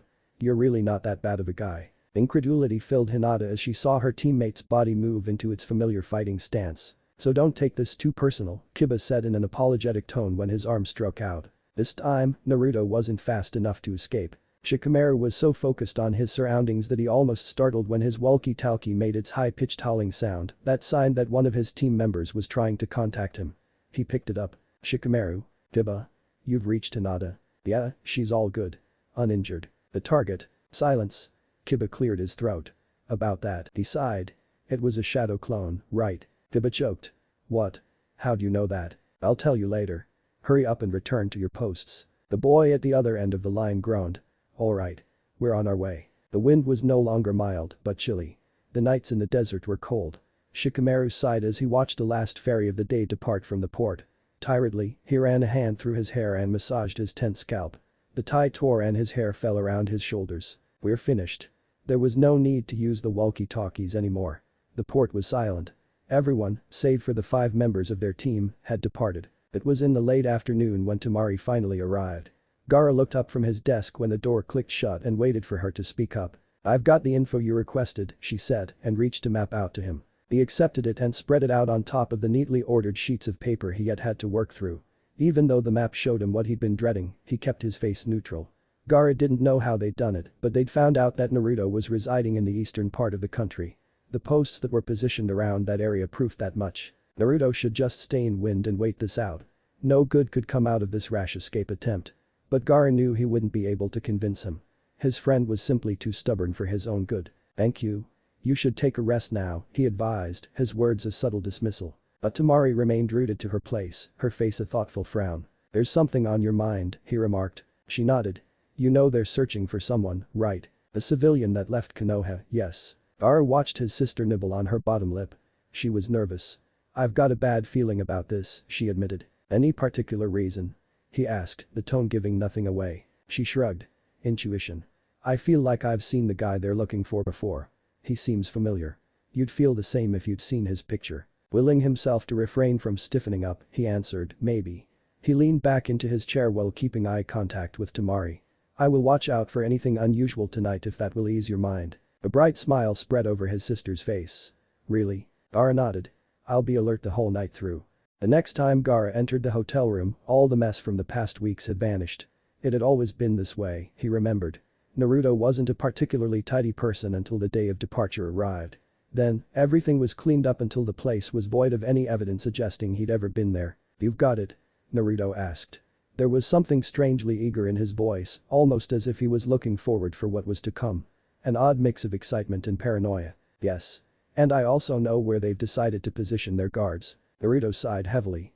"Bad news." Gaara chucked him the rolled-up map that Temari had given him.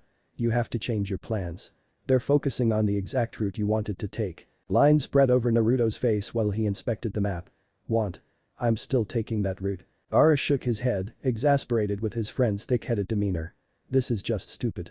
If you're not going to stay here, at least don't try to get caught on your way out." Naruto shrugged his concerns off, and Gaara was reminded of how childish his friend could be. No matter what he'd say, it'd be of no help. He was too mulish to get through. Just leave the country through its western borders. They've got no posts there. Our knowledge gives us a head start. And then what? Naruto scoffed. Keep on running until they catch up with me. His face froze up, and when he reluctantly met Gaara's stare again, his eyes was apologetic. "Sorry, I didn't mean to bitch at you. It's okay. We're both a little stressed." Naruto nodded. "I want to get out through the sea route to get it over and done with. Once I've reached the next port, there's no way they can trace me any further." Gaara decided not to press the issue any further and reached out the plastic bag that he'd brought with him. Naruto raised his brows in surprise when he pulled out a plain beige dress. "Not bad. Not bad at all, Gaara. I was afraid you'd come up with something garish, but I should have known that you'd keep it subtle." Gaara decided to forego discussing over his fashion choices. Instead, he sat down on a nearby chair and watched his friend pull out 2 pairs of shoes, a white blouse and a dark blue skirt out of the bag. Naruto skeptically pursed his lips as he inspected the last item. "A little short, but it'll do." Without further ado, he created a shadow clone. Get yourself ready, he ordered. There was something seamless about how he went about all of this, as if he was all too practiced in this routine. After checking that no one on the streets was paying attention to their hotel room, Naruto opened the window and took a box in. In it lay tufts of dry platinum blonde hair. Is that a wig? Naruto nodded. Please don't tell me you've made that yourself. Because where would he get a wig from when Gaara had been his only connection to the outside world for the last weeks? He couldn't have had it before that, or else he'd worn it while traveling to Suna and wouldn't have bothered shaving his head bald. Naruto's lips shifted into a lopsided grin. He beckoned the doppelganger to step closer and put the wig on. How did you do that? Gaara asked, genuinely curious. I've kept my hair after I've shaved it off and… You did what? Naruto rolled his eyes. I've kept my hair. Wasn't the first time I needed it afterwards. Then I took some nude fabric and sewed every strand on, fixed some rubber around the edges and… He stopped his explanation when Gaara met his eyes with a deadpan expression. Why didn't you just tell me to buy a wig? He shrugged. Those that are made out of real hair are hard to find.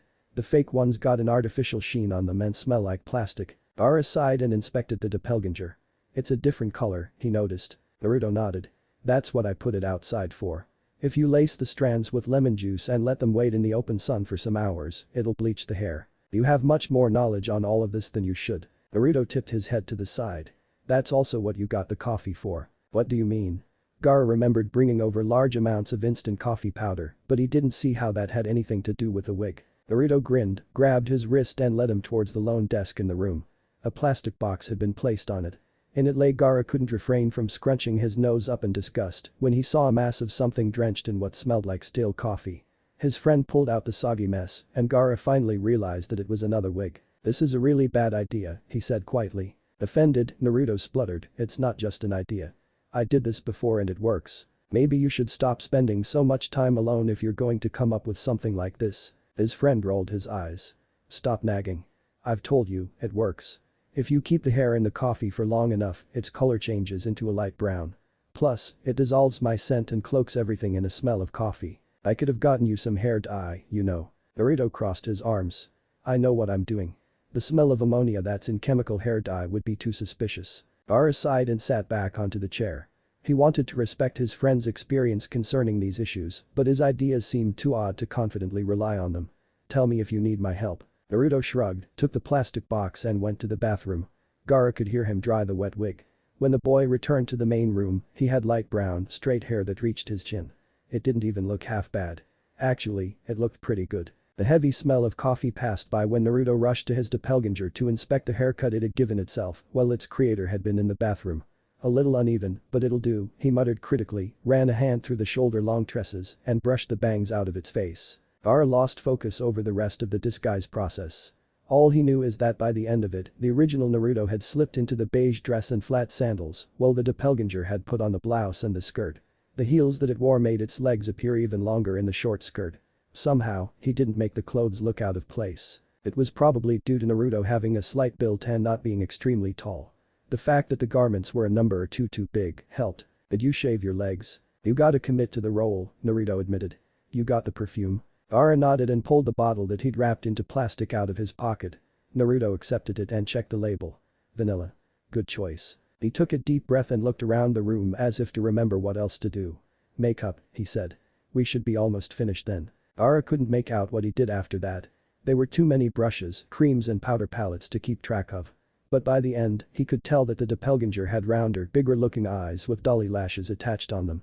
Its nose was somehow pointier, its lips and cheeks in a matching pink. The original's eyes were almond-shaped and slant. The cheekbones were prominent and the nose slimmer-looking than before, the lips a subtle peach. I see how you managed to escape Konoha's grasp for so many years, Gaara chuckled.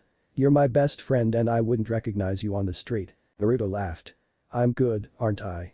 The laughing came to a sudden halt and the boy reached to his chest as if he had trouble breathing. Gaara stood up.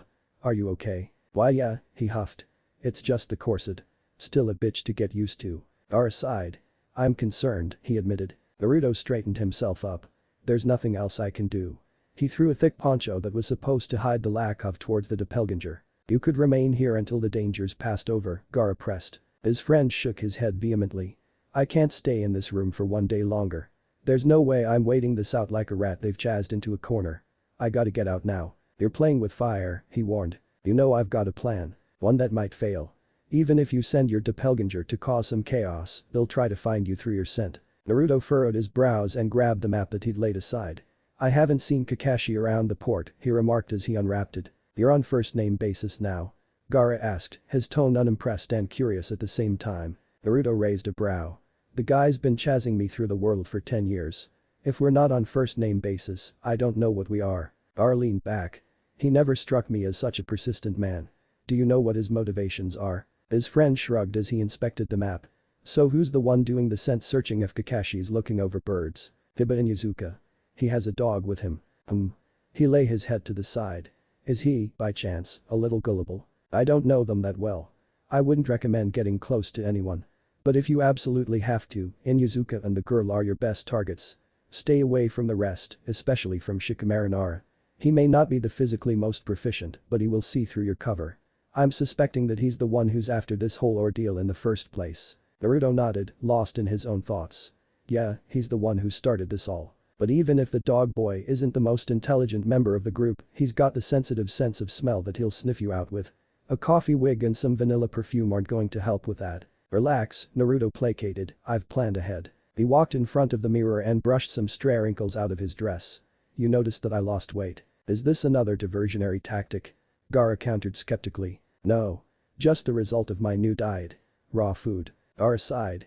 I don't know what one thing has to do with the other, but continue. Body scent, Naruto explained, is partly made up through your genes, but also determined through your lifestyle. What you put into yourself, you expel in some way or the other. I've only been eating fresh plant-based foods in the past weeks. Vegetables, fruits, nuts. The diet flushes the toxins out of your body. Your smell changes. The way Naruto explained it, it made sense, but neither of them had a particularly sensitive sense of smell to test that theory. Who knew whether this actually worked? Have you tried this out before? How do you think I've been keeping Kakashi's mutts off my tail? Gaara sighed. So what's the plan? The doppelganger and I are going to go to the port. Since my scent is diminished, they shouldn't be able to pick up on it. But the doppelganger's wig should still smell a little like me. Well, the clone attracts their attention and leads them away from the port. I'm going to get on the ferry. It sounded simple. Gaara knew that it was anything but. What will my role be? Naruto shook his head. You've already done enough and I'm thankful for. Since when do we thank each other, Naruto? Because they weren't like that. They didn't help each other so that the other could owe them one. They weren't best friends because of some cheap level of debt. You know that you can rely on me. Naruto's face crumpled into a grimace. I know it too well. That's what I'm afraid of, he confessed. I don't want them to know that you're helping me. Gaara shook his head and pressed his lips into a thin line. The thought of just standing on the sidelines was unbearable. Any more tension between Suna and Konoha and this might go out of hand, Naruto reminded. But the Kazekage didn't need a reminder of the rocky political climate between the two hidden villages. At the first sign of trouble, I'll be there.